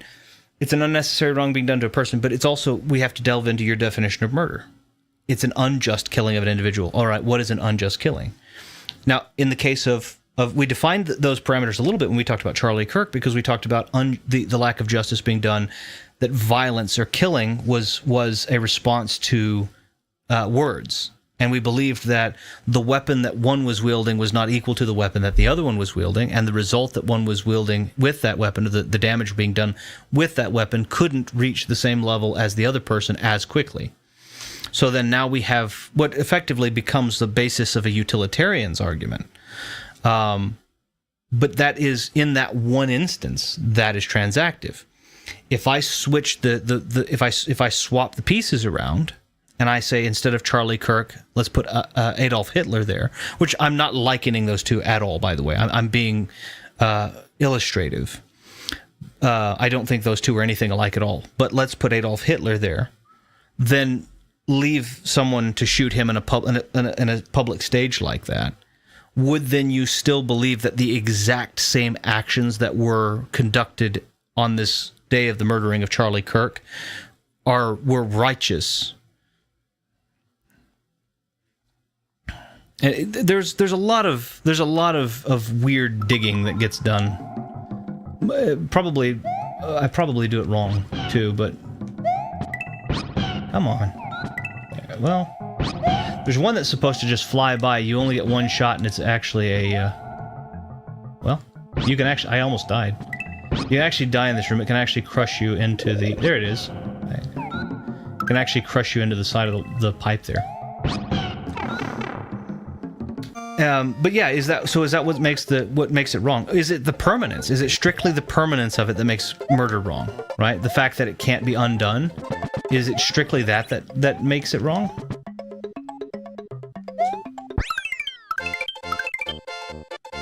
I got a 3 up because I hit it when you hit the little ticker tape at the tip top at 50, I guess the perfect pixel, you got a 3 up. How cool. Self-defense leading to the death can be okay in extreme scenarios, but that's why it's not called murder, and in law terms to play with that, which is why one can plead justified self-defense instead of murder. Right. But they'll go to court. In a murder case, they'll be treated in the same way as they would be with self-defense, and in self-defense, they'd be treated the same way as they did with murder, because the end result is still irrevocably the taking of a life. And it's why even people that plead self-defense have to go through excruciatingly granular trials to make it determine whether or not a killing was correct, in the same way that someone who has committed a murder also would have to go through the same thing to defend the fact that their murder was a justified one. Case in point, military tribunals and court-martials. Murder is what we call something after we've decided that it was most likely not right? But I'm asking, in your case, preliminary the judgment of other people, what would you determine what would be the determinant factor on justifying or not justifying that? Because, like, if somebody came into my house and I shot them because they were trespassing and I had told them to leave and they were threatening, right? I would still be arrested. I would still have to go to court. I would still have to defend myself, and I would still have to prove beyond the shadow of doubt that I had done so only in self-defense. Even if I pled self-defense, I would also have to prove that I didn't, that I couldn't get away, and so on and so forth, and all these other things. Even though, in my opinion, that was a perfectly justifiable thing, and the laws allow that. I still have to prove that I'm not a murderer, and it's very possible that if I'm unable to do that, even though what I did would be cut and dry, if my narrative was the actual sequence of events, it's also very possible that I would be labeled a murderer still, because of the permanence of the circumstance. So that's when I'm talking about the ethics of it. It is what informs, before being taken to a court of any kind, public opinion included, what is it that informs the action that you are to take that you would consider to be an ethically good action? Before anybody else gets to look at it, basically.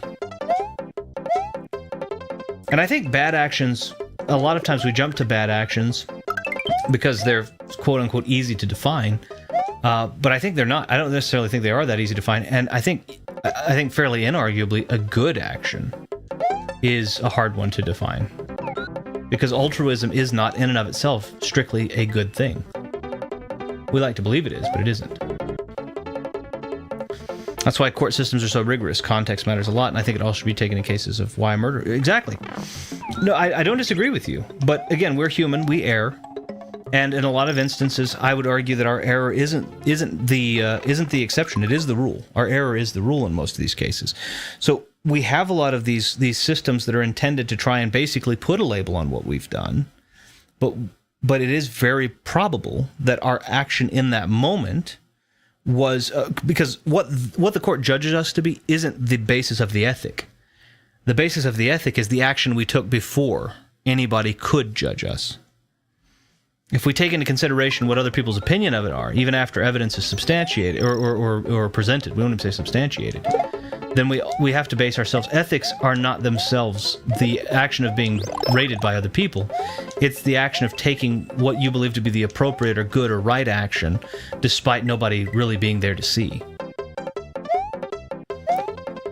In that way, if you did it, it's very likely to believe that whatever killing, arguably, I would say that any killing that you actually conduct, which I don't think you would kill anybody, I'm not necessarily putting any of that on you, but I'm saying if you killed someone, because I have spoken with you and because I know you to be intelligent and of sound mind, it would be unreasonable of me to believe that any killing that you might have committed, at least in your mind, was anything other than righteous. And that's the nature of ethics, because without my judging you or anybody else judging you, your thought process and that led to that action will, in your mind, at least prior, have been ethically justified. What informs that ethic? It's a wormhole, and I'm probably not doing the greatest job of articulating because I'm trying to divide my attention, and so I apologize. But that's where I am. That to me is the root cause of everything. Is kind of understanding the prior to judgment argument on a lot of these are what we define our ethics by. But then what is it that is kind of extra ourselves? Is it I don't want to get in trouble by the court system. If a court of law looked at us, I would probably get in trouble. if that's the case and you're worried strictly about the public opinion or the consequence, is that truly ethical, or is that simply you wishing to defy consequence? You know. At any rate, that's, again, I'm thinking out loud and I apologize. I'm probably doing far more than needs to be done on this. I do love these conversations, though, because these are the kind of ridiculous things I think about.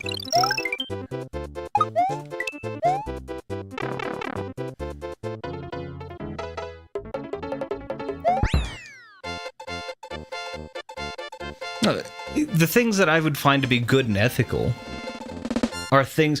So here's another good question, I guess. What about egoism?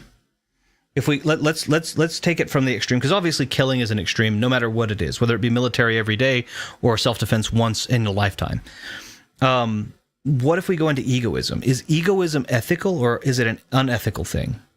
Is the desire to do that which is best for you, even if it potentially is wrong for another, is that an evil? If that is the case, is altruism automatically good, to do good for one at the risk of yourself? What happens if you add a dependent? Then does altruism become a less good, and does egoism become a less evil? You know, I get it. Although it isn't what prisons are used for most of the time, as we focus more on punishment than on reintegrating. Oh, absolutely. I'm 110% that we should be working more on rehabilitation and reintegration, but we are very much more on punishment, which is why prisons in, say, Finland do more than former prisons for former prisoners than in the U.S. No, I want to be very clear. I'm not arguing firstly with you at all. I'm asking questions and understanding, or trying to understand as best as I can. Whatever your belief system is, regardless, this is philosophy, which means I have no objective claim to fact in this, nor do you. So it's just, we're going to live our lives either which way. It's just questions. Secondly, I will not argue that at all. I am 110% in agreement with you that we need to work harder on reintegration and rehabilitation than we do. So 110%.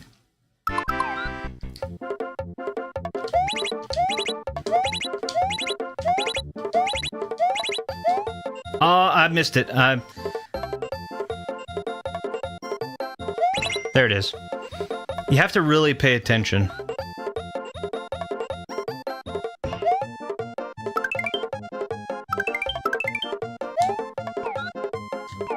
Oh, you can't eat these ones. I didn't realize that. Oh, well. Beep. There is actually a timing to that, too, for anybody who's doubtful. You can take a look at my very first playthrough from like 6 or 7 years ago. Not my first playthrough ever. I've been playing this game for literally decades, but since 91. But if you want to take a look, I did line up all of the stars. There's actually a timing on it. It's a feel thing, though. I couldn't articulate it to you very well.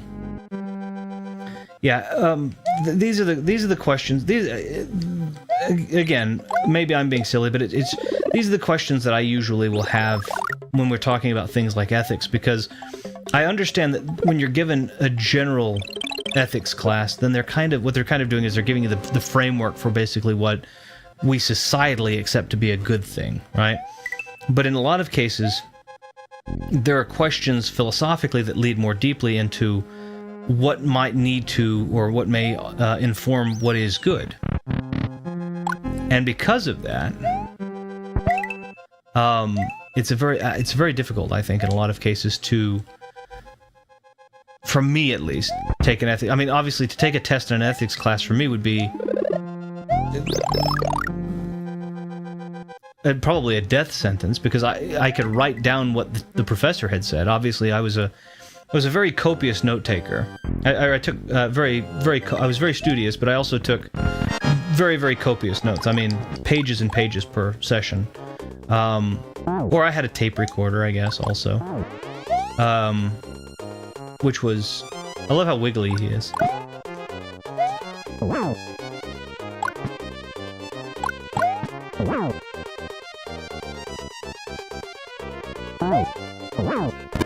There we go.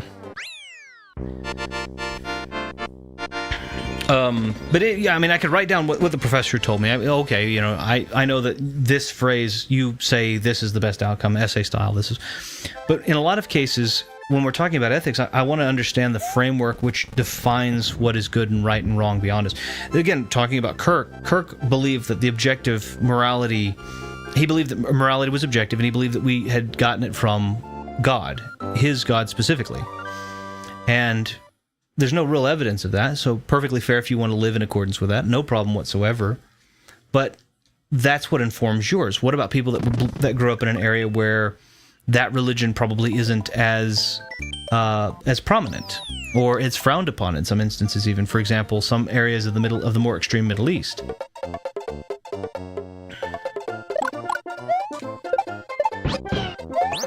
Then what is it that would inform your ethics there? Would it have to be the objective morality of a different god? That's possible. What about if you're an atheist? Then you don't have a god to inform it. So then is it strictly what you believe to be is right? Because we know we're flawed. So is my belief actually that important? Or is it objective enough? All right. Is there enough behind it, enough footing behind it for it to be an actual good? And if I believe it to be the case, should I act in accordance with that? Come on, get off him.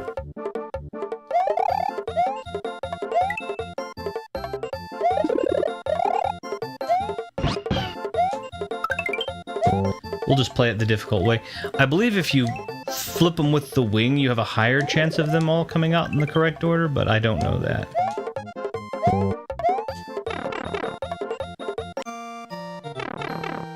But anyway, those are my different various not critiques, but just kind of my odd little understanding, or maybe misunderstandings of the nature of ethics as we stand by it nowadays.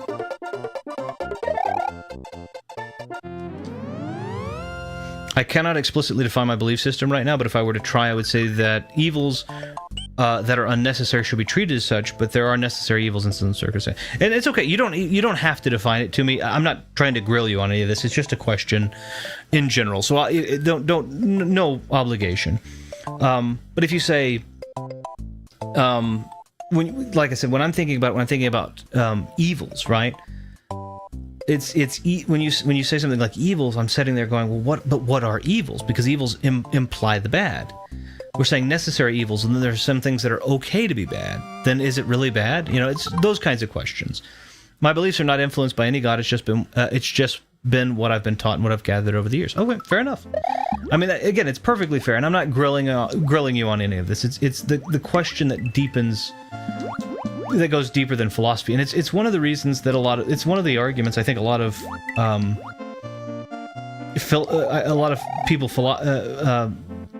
a lot of famous philosophers had religions, or were very explicitly religious. Whereas, I'm not going to fly up and get there's a 1 up there. I have 33, I'm fine. You had the Greek pantheon, you had a lot of these people that were polytheists. You had people like St. Thomas Aquinas, who ironically was obviously very religious, but very, very, honestly, probably one of the most articulate philosophers of religion. One that I actually quite agree with his logic, though I disagree with his conclusion. I tend to agree with the logic of St. Thomas Aquinas.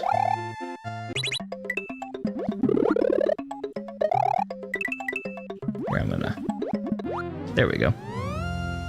Josh X05, hello there. How are you doing? I hope you're doing well. I'm doing a random test stream, so I'll do this, and then I'm gonna change some games up, and I'm just trying to test the hardware for the most part, see how things look, feel. Hopefully the answer is all good for everybody.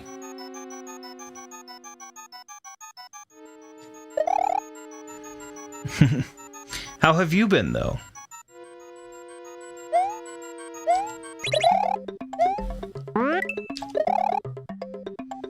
We were talking briefly on the philosophy of ethics. or on philosophies which might inform ethics, I suppose, and playing Super Mario, which seems to be a remarkable juxtaposition, something so deep and then something so frivolous, but it's actually quite a pairing, like a good wine and cheese.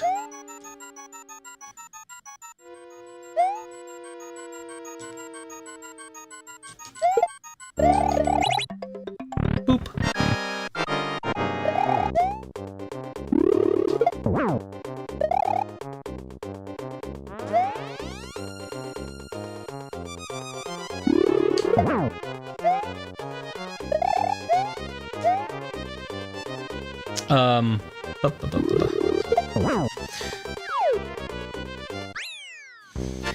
But I think that's perfectly fair. I think, again, I am existing. I need to try. Oh, I'm existing. Okay, I'm sorry. I was like, wait a minute. I need to try to get back in the swing of streaming myself.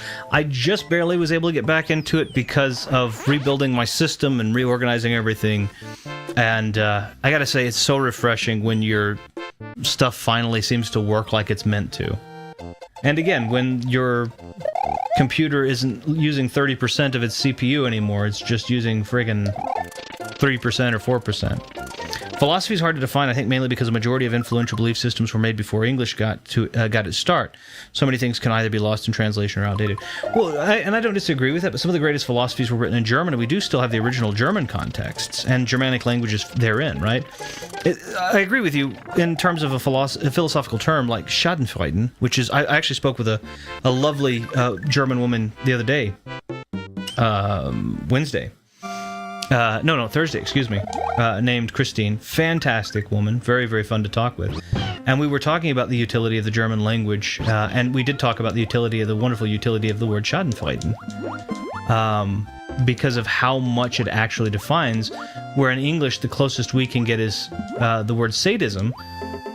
The German word has so many more connotations. That single word, though longer, has so many more connotations, and it's so much, I quite like it, honestly. In the modern era, we don't have a lot of modern philosophers, so we just go off of what the ancient ones say. Which is why I agree with you. I completely agree with you, and it's why I think it's so important for people like yourself and myself to be comfortable talking about modern philosophy or philosophy, is because I agree with you. There aren't very many modern philosophers, and it's very important for us to dig deep. The reason that these questions were so popular is because they are remarkably necessary. And maybe we aren't modern philosophers of any repute, but we are modern philosophers nonetheless, or at least we're asking, and I mean, these are streams that are going to be put up for posterity. Unless the internet goes completely away, this is going to be something that is around forever. Probably should have paid more attention. This is something that's going to be around forever. Okay. And if indeed it is, we will be the philosophers of those who have access to these conversations. Let's see if I can just hit that. There we are. And that Lakitu can't come any higher, so then we go boop. Oh, wait. Boop. There we go. Yeah, but that's kind of part of the reason that I have such an opinion on modern philosophy, is because we are the modern philosophers in a lot of these cases. I would love to. Well, that was a bit of a bummer. I would love to.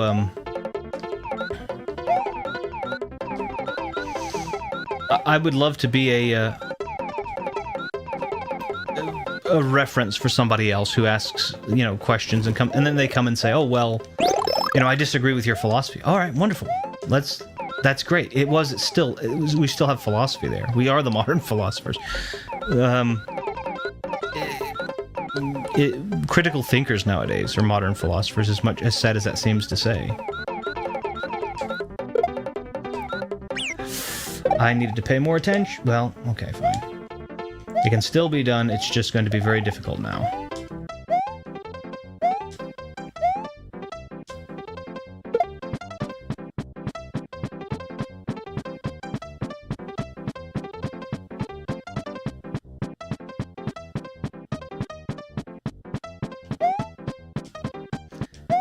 focus on seeing if I can do this just right, because I doubt I can, but we're gonna try it anyway.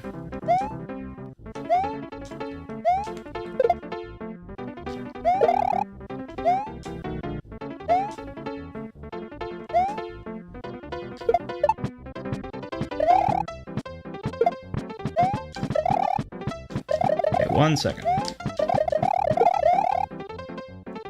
We're gonna see. They put lumps on the thing to intentionally try to prevent you from being able to just float down, and it does its job. That blue Yoshi was my best shot. The thing is the lock and key are down below this pipe. You kind of just have to. There we go. You kind of have to hit it just barely. There. All right. Sorry. It's hard to think that we are actively participating in history. The things we do in the will be in the history books even hundreds of years later if we even use books. Well, that's true. And again, we also have, even if we don't, again, we are right now currently engaging in that which will be available for posterity. Now, whether or not your name or my name pops up in a history book, which I think would be really, really cool if we did. We are the modern philosophers. We are critical thinkers. We are people whose entire... That's alright, it's alright. I wasn't alright. I should have... That'll be fine. We'll just do... I think number 2 is the jumping statue, but we'll do it. 4 is actually... No, 2 is the checker pattern, I think. The checker pattern curtains with the... Nope, never mind. We got 33 lives to figure it out.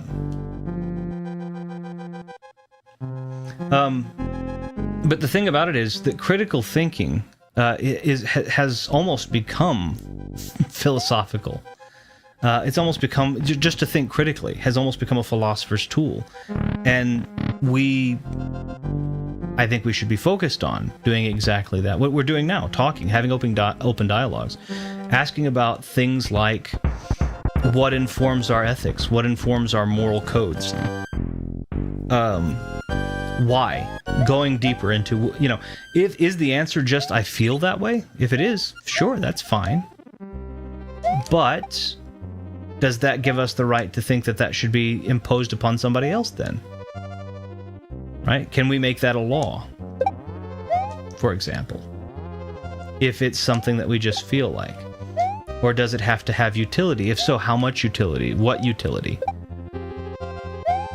There's a lot of these great questions.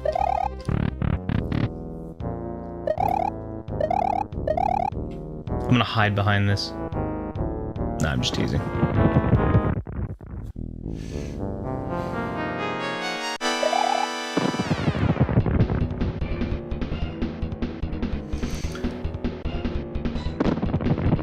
He'll stop there. If it isn't evident, I've at least played this game once or twice.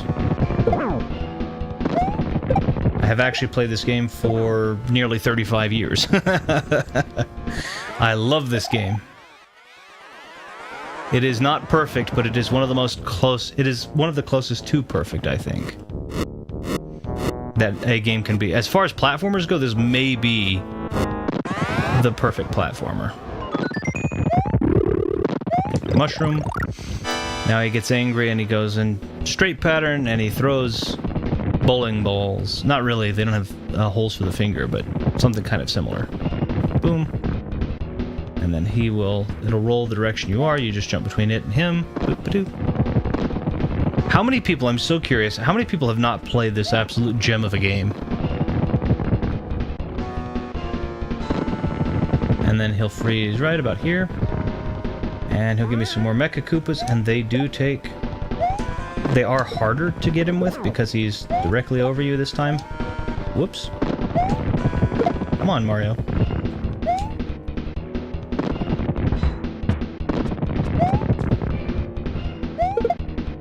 Alright, that's fine.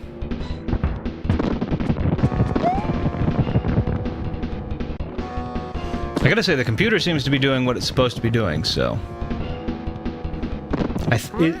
question I guess I have, is the game audio a little loud? There we go. Throw this Mecha Koopa way off screen.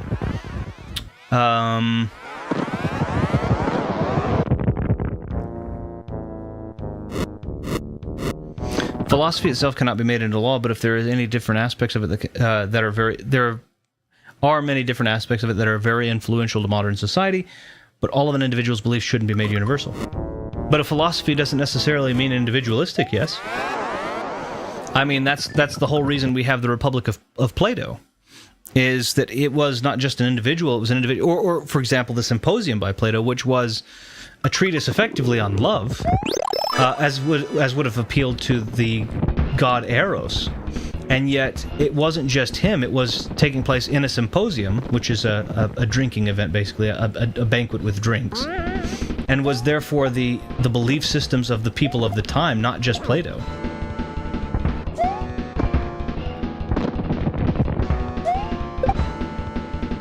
So, while I would agree an individual's philosophy can't necessarily be made into law, wouldn't that be... wouldn't people believing... I mean, does that give credence to the philosophy in the first place? I don't know. I've played Mario World before, but I got stuck on the Choco Mountain puzzle where you have to go in the goal editor. Oh, yeah. Basically, the answer to that one is get in super quick. I think you have to... If you want the best possible setup, you have to pass it in under 200 seconds or something like that. I can't remember. I think it's under 200 seconds. But we just passed the game, so it's just... We didn't do 100%, but we just passed the game, so... That didn't take very long, did it? So we now know that this works pretty well. Would anyone's... I'm not going to guarantee I'm going to pass every game we test. Would somebody be so kind as to suggest an NES game that we play for just a moment? And then I will test a high-resolution 4K game on the Xbox. And then I think that's where we'll leave the stream, if that's okay. We won't take terribly, terribly long, but... I really think the little outro here is so pleasant, too. The little Mario, and he's being a gentleman, letting Yoshi have the princess who is riding side saddle with 7 little Yoshi babies on the back end, which you're supposed to rescue those 7 babies. Each one comes from a Koopaling's castle, but we skipped every castle except for Iggy and Bowser. So we literally would have only had one of those eggs behind us, but they didn't change the outro. The first Legend of Zelda. I bet we could do that. That is a game I have played for a long time and I'm nowhere near familiar with. But let's do it. Give me 1 second.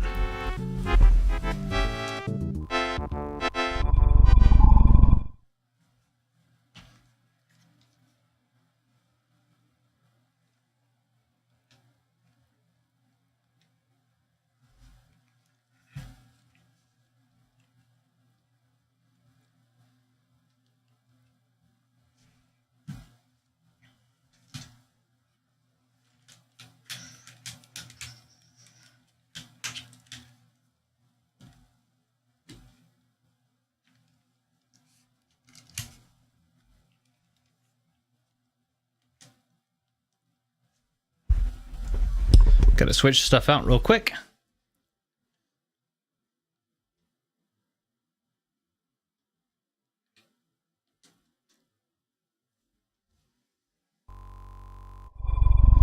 Try again. There we go. Again, a game I am not at all familiar with. I've played it multiple times, but ironically, I played Willow more, which is kind of known as the poor man's Legend of Zelda. And rightfully so, but it is still really fun. I think I played Zelda, the first Legend of Zelda, kind of late. I don't think I played the first Legend of Zelda. Now that may not be right. Maybe I've got it backwards. I played the first Legend of Zelda. It's just I think I got to it late. I had been playing Willow the whole time, and I think I played the Legend of Zelda, the actual first Legend of Zelda, in 95, so way late. Almost 9 years late.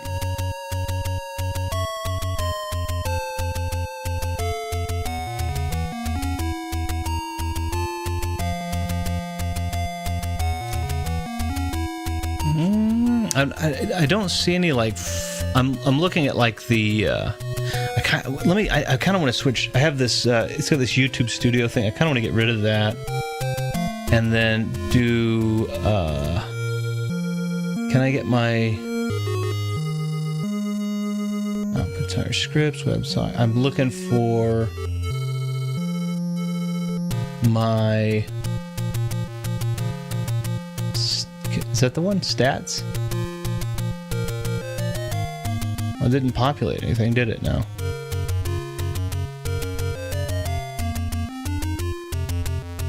Oh wait, there it did populate. I just didn't see it. So stats, and then can I put it right?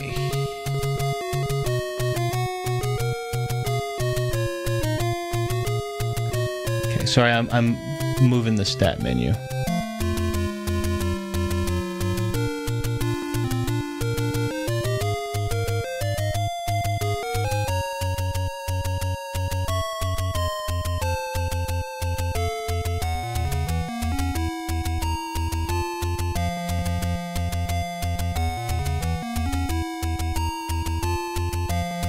It doesn't want to let me. Okay, I'll put the stat menu over here, I guess, kind of.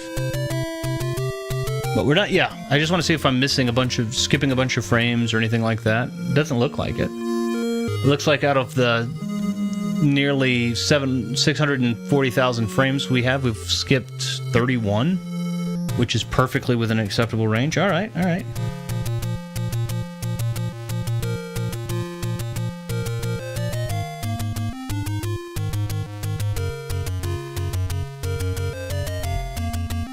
Okay.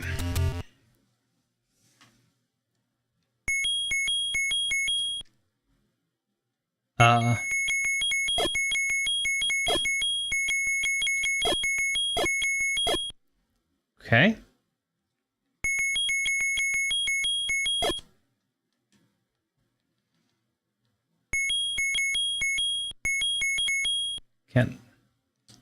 Will you register? Thank you. Oh, I got an extra 0 in there, I guess. All right. I'm gonna go in the hole in the wall. It's dangerous to go alone. Take this. I think the fire actually hurt you too. I've spoken! And then he just disappears. I love him.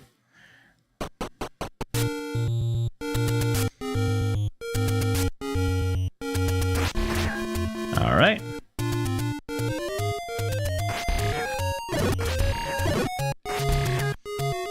This game was super adorable and charming, and so many different.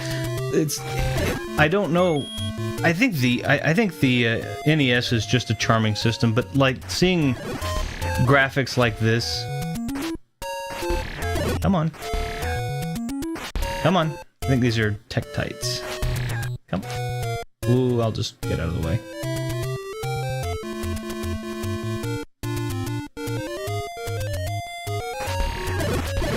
I think the NES is. I think there's something very charming about the NES, and I have to say this is stuff that was so much more.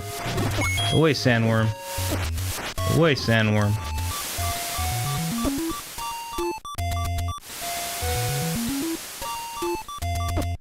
I didn't mean to do that.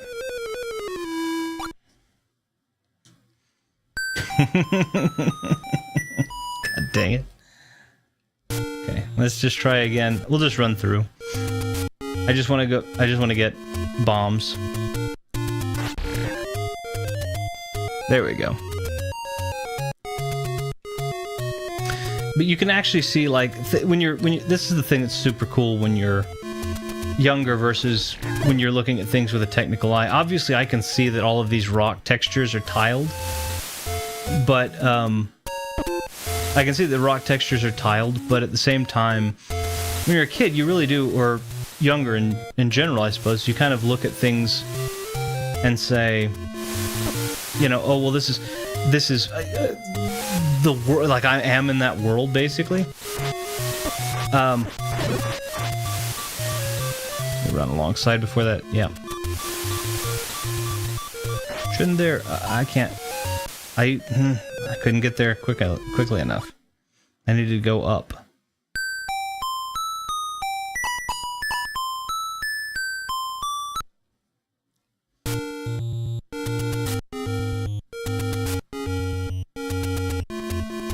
But anyway, when you're younger, it's you kind of look at it like that.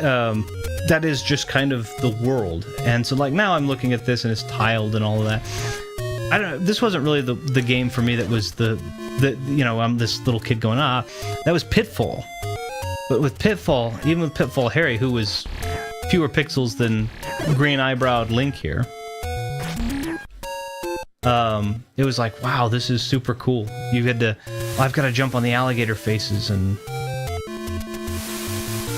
come on, and I can't fall in this hole, and there was just so much tension to it, which was really nice.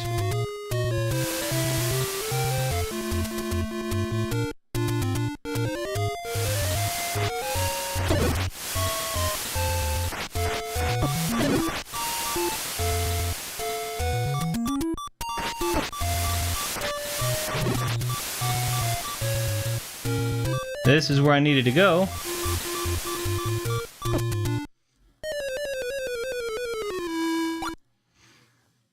I don't remember having this much trouble, but if it wasn't evident that this wasn't one of my go-tos, then...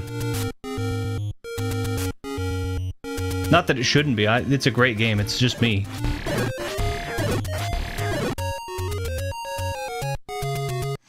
There was a game that came out on the PlayStation 3 also. I should recommend this to anybody who is interested in this Zelda games. There was a game that came out on the PlayStation 3. I think it was... I can't remember who it was. I was going to say it was an Atlas game. I don't even remember. But it was called 3D Dot Game Heroes, and it was absolutely just Zelda, but a much prettier version. And then because everything was made up of pixels, you basically could custom build your own characters and your own little hero and what things were going to look like. It was really, really neat. It's kind of a shame that the PlayStation 3 isn't backwards compatible in the... it's alright.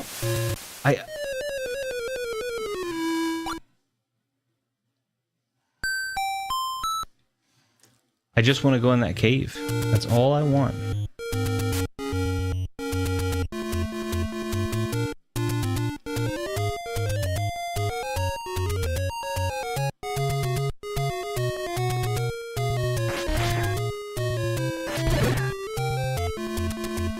There we are.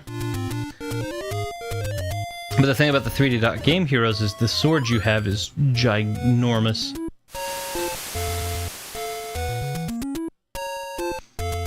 So it's very, very easy to avoid getting hit or hitting things if you're...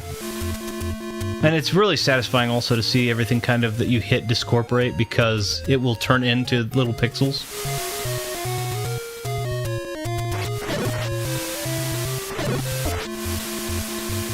Thank goodness I hit the screen transition before that got bad.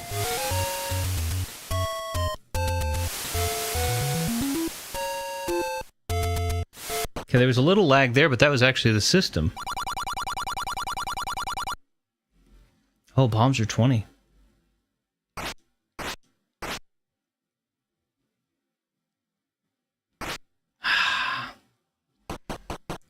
don't know why... That's alright.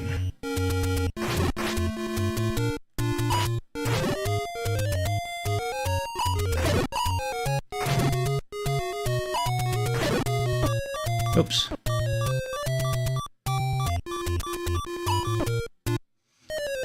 Son of a gun. We know it works, at least. But we got system slowdown, so I'm going to try something else really quickly. Let me switch out.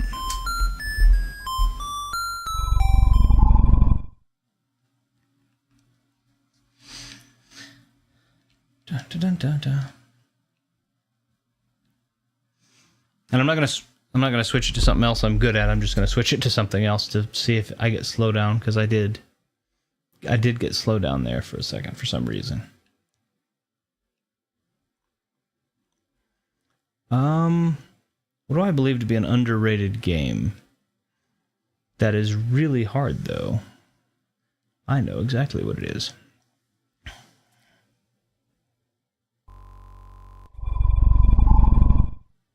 Boom. Metal Storm. Really cool little game. Really hard. I'm not going to do any better. But this is your adorable little guy. And you have the ability in this game to double tap the jump button and the opposite direction button and change gravity. Now, it will also change gravity for everybody else, but that's not a problem.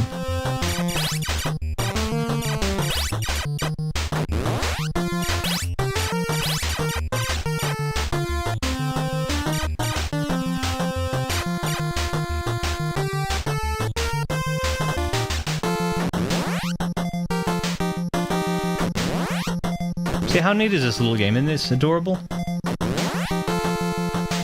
Super well-made game considering that came out really late in the life cycle of the NES 2. So you can see it's much more well animated and much more well put together than your average.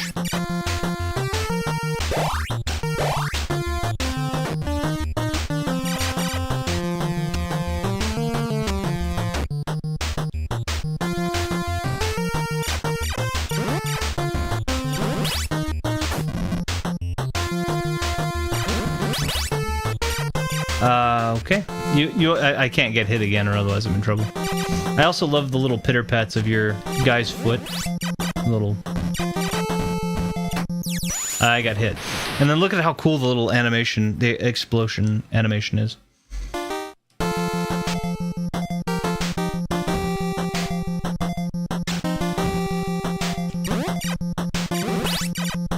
Okay. Grab those again.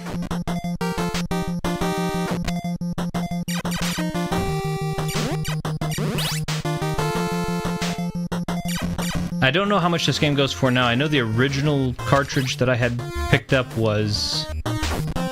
At that time, it was already like $100.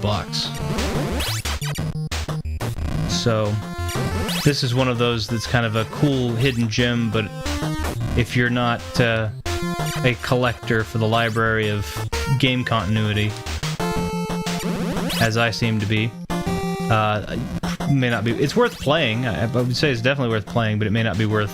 For some people, it may not be worth actually buying, just because it's so expensive. A lot of fun, though. Whoops.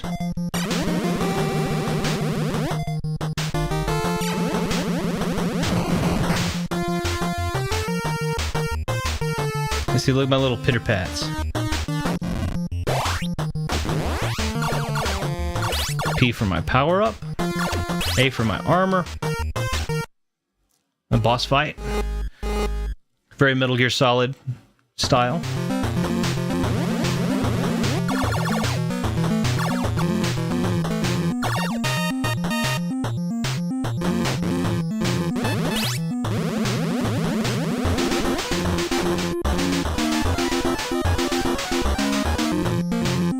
And the boss fights are pretty tricky because... There it is. I said that and I kill it immediately. Boss fights are pretty tricky because... they do like home and onion and such. I did have an extra hit, which made it easier, but in most cases you don't get that. Not bad.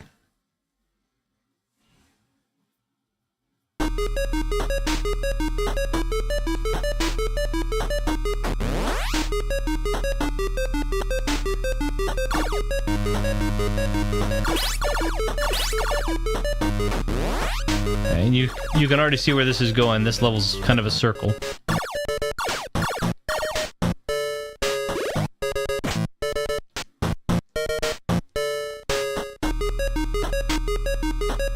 Okay, I can't go past it.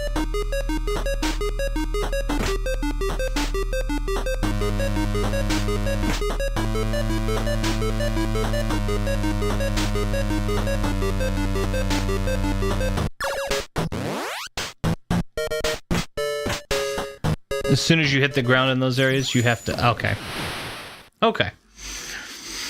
Alright.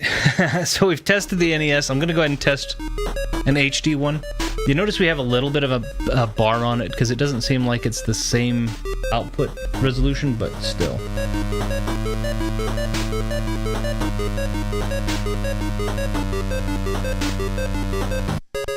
Okay, so let me go ahead and switch out real quick.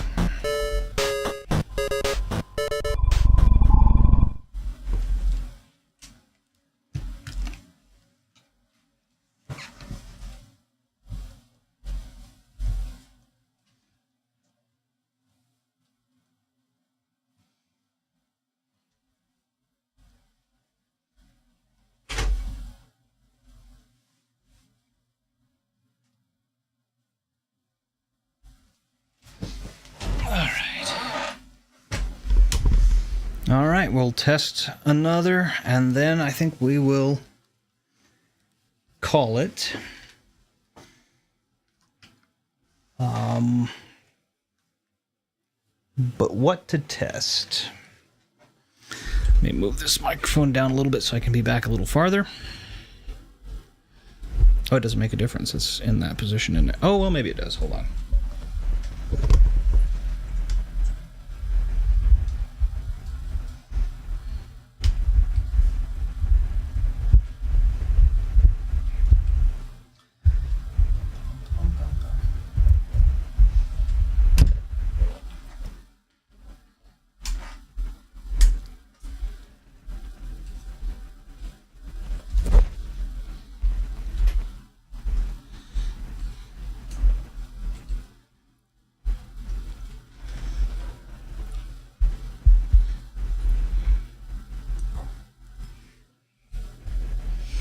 So, there we go.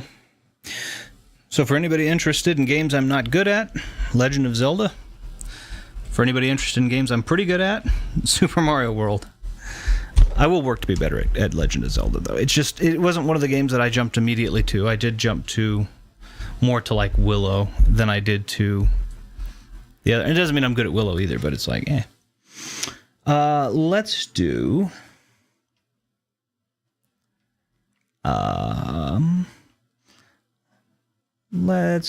we'll put The Witcher on. Mostly because I'm already here.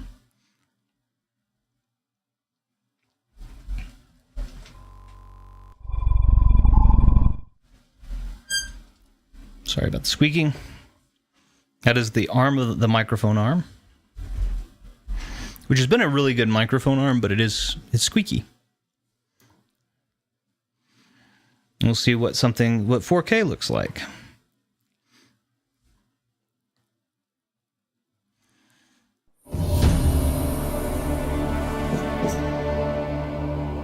Now we've increased almost 50,000 frames and dropped no more. Rendering lag, we've dropped 15 frames out of the near 60,000. I'm sorry, encoding lag, rendering lag, we've lost 31 frames out of the near 70,000. Not complaining at all. Okay. I am not at the beginning, so I'm going to hit continue. The curse that held Uma proved hard to... I'm not going to progress the story because I don't want to spoil it too terribly much. The ugliest man alive revealed himself to be not man, but elf, and an elven sage at that. Avalach, for this was his name, was the elven mage who had helped Ciri flee the hunt, then hidden her away on the Isle of Mists. Out of context, that's probably great. I think I'm in Beauclair. Nope. I'm in Toussaint, but I'm not in Beauclair.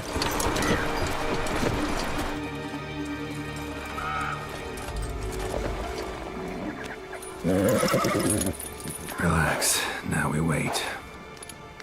I don't remember what I was doing when I last left off this play. For anybody who hasn't played this game, by the way, I do believe this is a 10 out of 10 game. This is one of those games... I have a few games that are 10 of 10s. This is one of them. Another one that I've been playing recently, which I've been enjoying quite a lot, is Metaphor Refantatio. refriend Tazio, Tazio. It seems like an Italian, so Tazio would be, I think, correct, but maybe I'm wrong. Anyway, Metaphor, the Atlas game, which has also been really, really good. But this is one of those games that I would argue is very much in that 10 of 10 range. It's not him.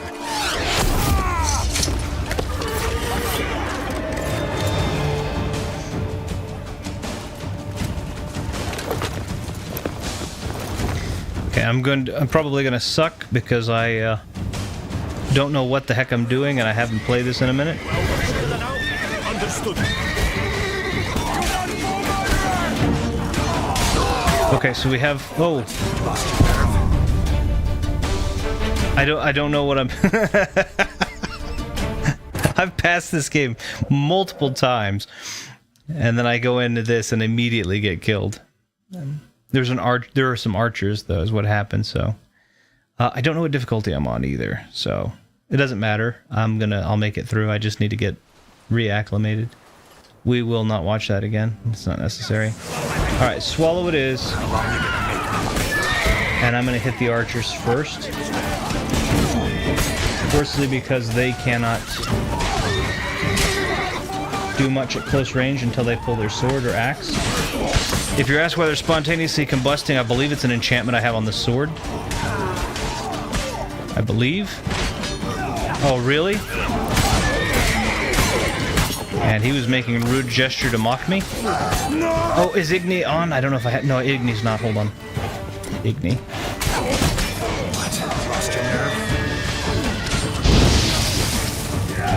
Need that barrel to blow up. Take another swallow potion. And I think I can... Oh, I can't get over the wall.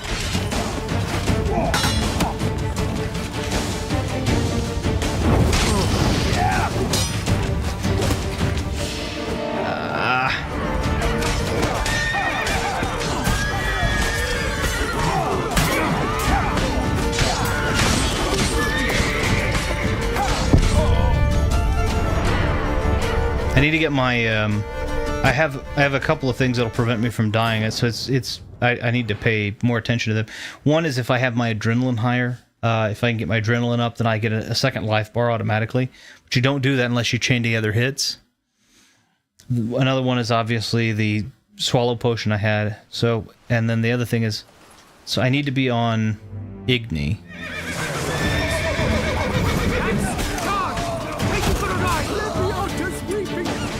Firstly, again, take out the archers.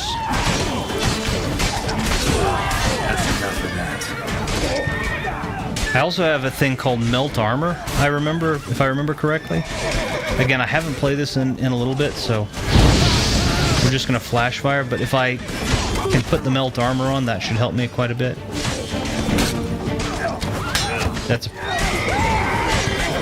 And I can also perfect parry.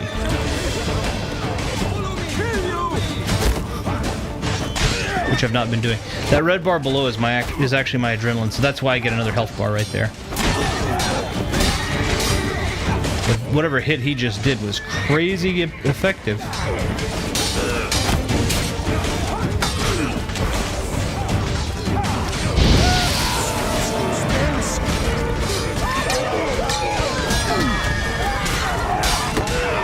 I do the same thing back. What he did is he perfect parried. My adrenaline bar's back up, so I should be good.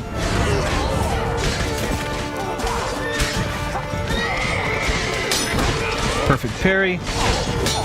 I think what has happened is I got in and this is a higher level than I'm supposed to be doing, but I don't care.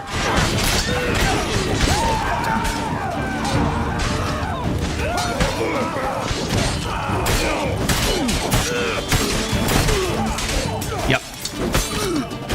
Okay, get the archer and then turn around and block.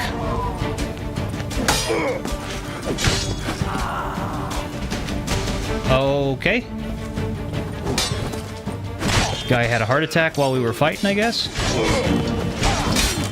Come on, get out of the way, me. Okay. The Igni is super good in this if you max it out or run it right. In the books, it's not that powerful.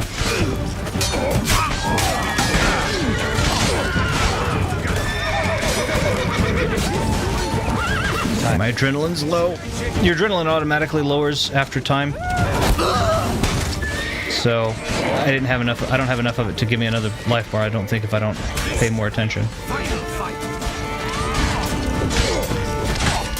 So I can catch on to this guy right here. I had enough adrenaline. I don't know what happened. The guy snuck up on me, though. When I said I wasn't going to further the fight, I thought it was going to be a voluntary thing, but I guess I'm not going to further the fight because I haven't been doing well enough. What is the level I am, and what is the level? There's no way that this thing's a higher level than I am. I think in this version I'm like a level... What am I? We'll see in a second, I guess.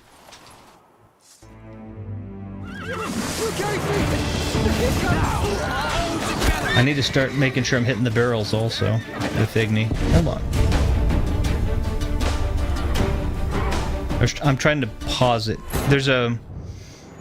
It's kind of an overlap. So for example, when you're loading back in, you notice you fade from black. The fight starts immediately, but you can't load into menus, including changing your sign, until the fade is done. The fade transition is completely done. So that's causing me a little bit of hiccup. I'm playing on the Series X. So there's my... See, with fade transitions finished now, I can do that, but I want to get in and get these archers. And be careful about not being by this barrel when it goes away.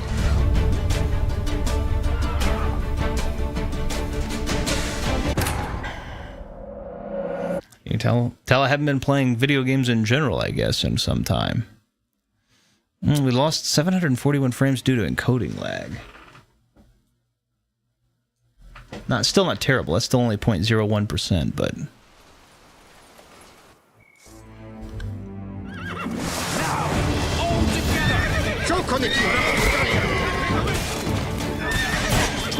We'll set him on fire.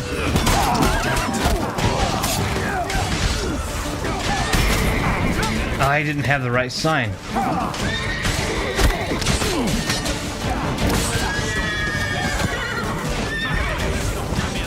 Taking too many of these potions in a row also will set your blood toxicity level up, so you start losing health automatically. So I have to be careful about that.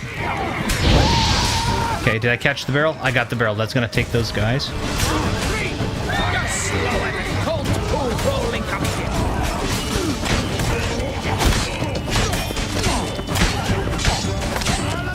Okay.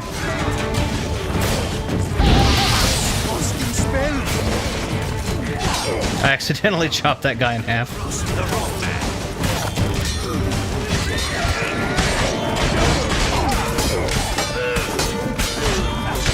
Okay, I hit enough adrenaline for an extra bar of health if I die here in a minute, or if I lose the health.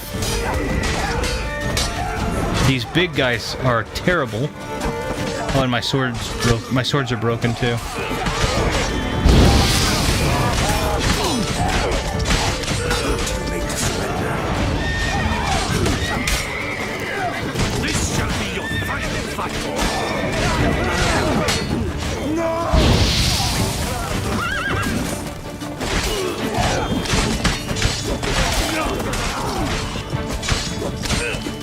I need to get out of the way so people can't sneak up behind me, because that's what keeps happening.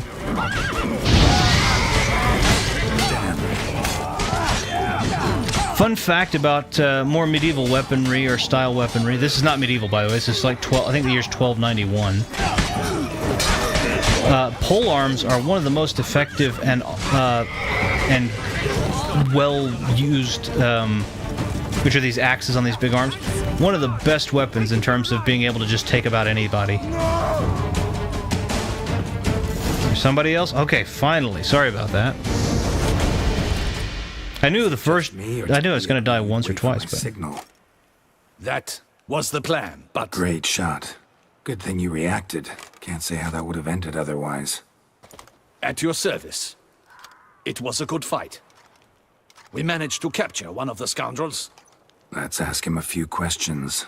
Come on. Witcher, a moment. I was wrong about you.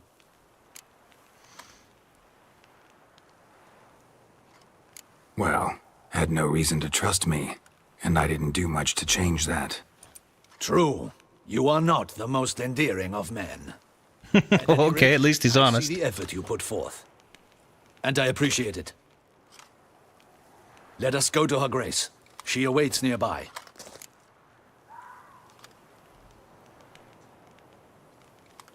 Wait, she here?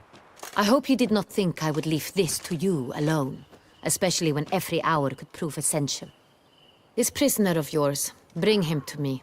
We must ask him some questions. You walk into the place hooded and attempting to make it clandestine, but you're wearing very large jewelry on the fingers, which would have been an indicator of... You're wearing large stones on the fingers, which would have been an indicator of wealth. It wouldn't be very difficult for people to figure out what was going on with you. His name is Dog. They say he plowed your mother. Once again, who sent you? I'll cut him with a gauntlet, yeah. Your nun's lover. They call him... Wait. He doesn't wish to speak. He needed. I can think of several other ways he can be helpful. I'm certain the Witcher will need bait to lure the beast of Beauclair. What?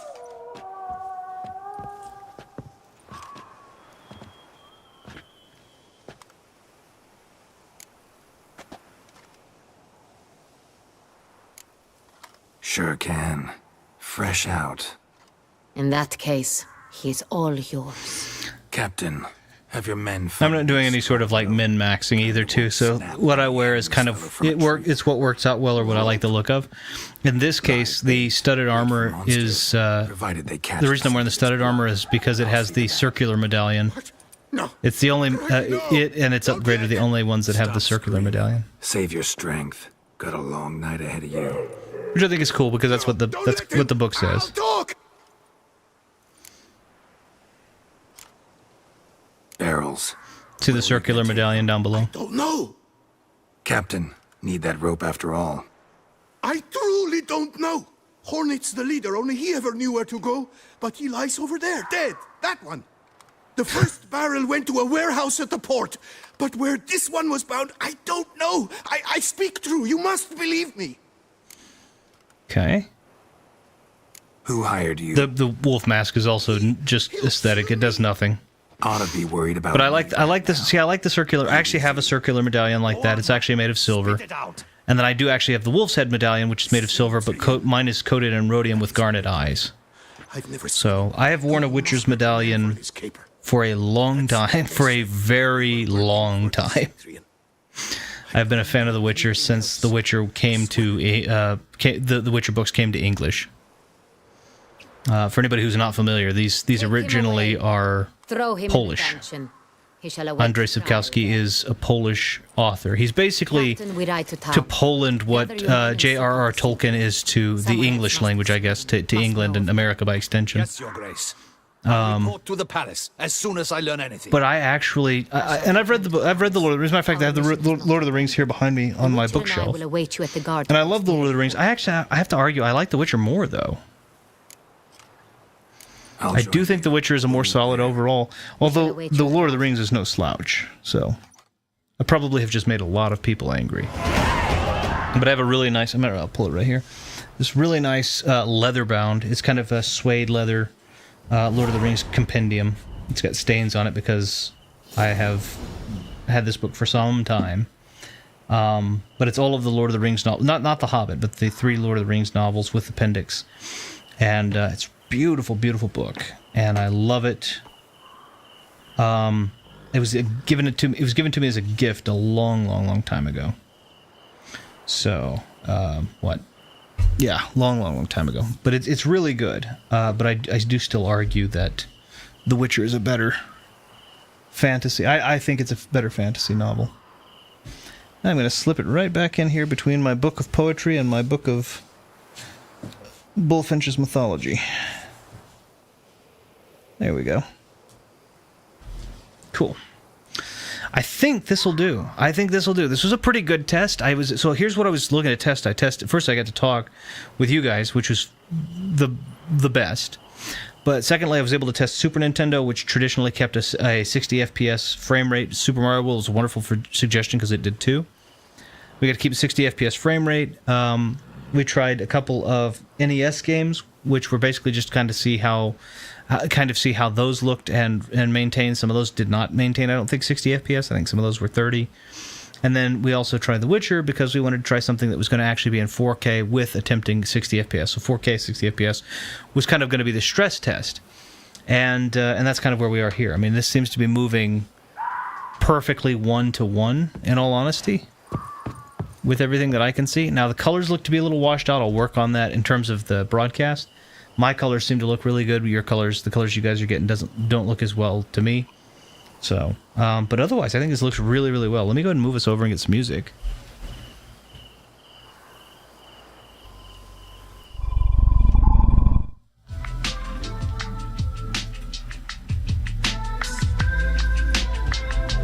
How cool.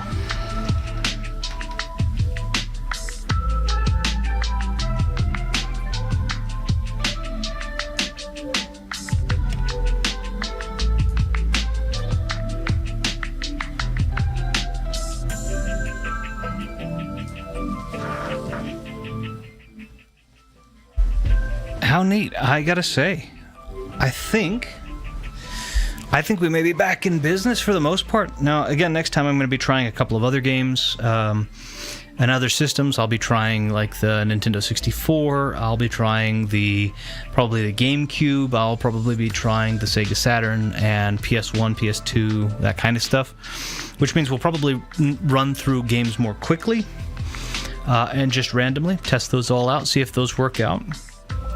Hopefully get to talk with you guys again. A huge thank you to those of you who popped in. Josh X05 Fighting Max, Ash. It's always wonderful to get to talk to you. It's so nice to kind of get to do this again. I'm super happy with the results. While it wasn't a perfect, it was a perfect stream. It was really, really, really in line with what I was hoping. I mean, it's very much in the upper echelon of things. I'm not looking at any lag. I don't see any major lag. I saw total less than 0.01% of rendering lag, less than 1% encoding lag. I mean, that's not bad. Most of that probably coming in the transition. Not at all unhappy with those results. I'm using no more than 5% of my CPU, my GPU's handling it all, and I'm able to maintain a pretty solid, 9,000 to 10,000 kbps, kilobit per second rate. I think we're going to be doing just fine with this. It all feels pretty good. Plus, I have this nice new computer, and I got to say, honestly, it vents so much better. The room is actually super. You used to get super hot. Now everything's running more cleanly. And so because of that, it's not as hot anymore. It's actually quite pleasant in this room, despite the fact that it's very hot outside. So very, very nice. But a huge thank you to all of you. A huge thank you to those who came and talked with me. A huge thank you to... I guess my right channel's a little loud. Hold on.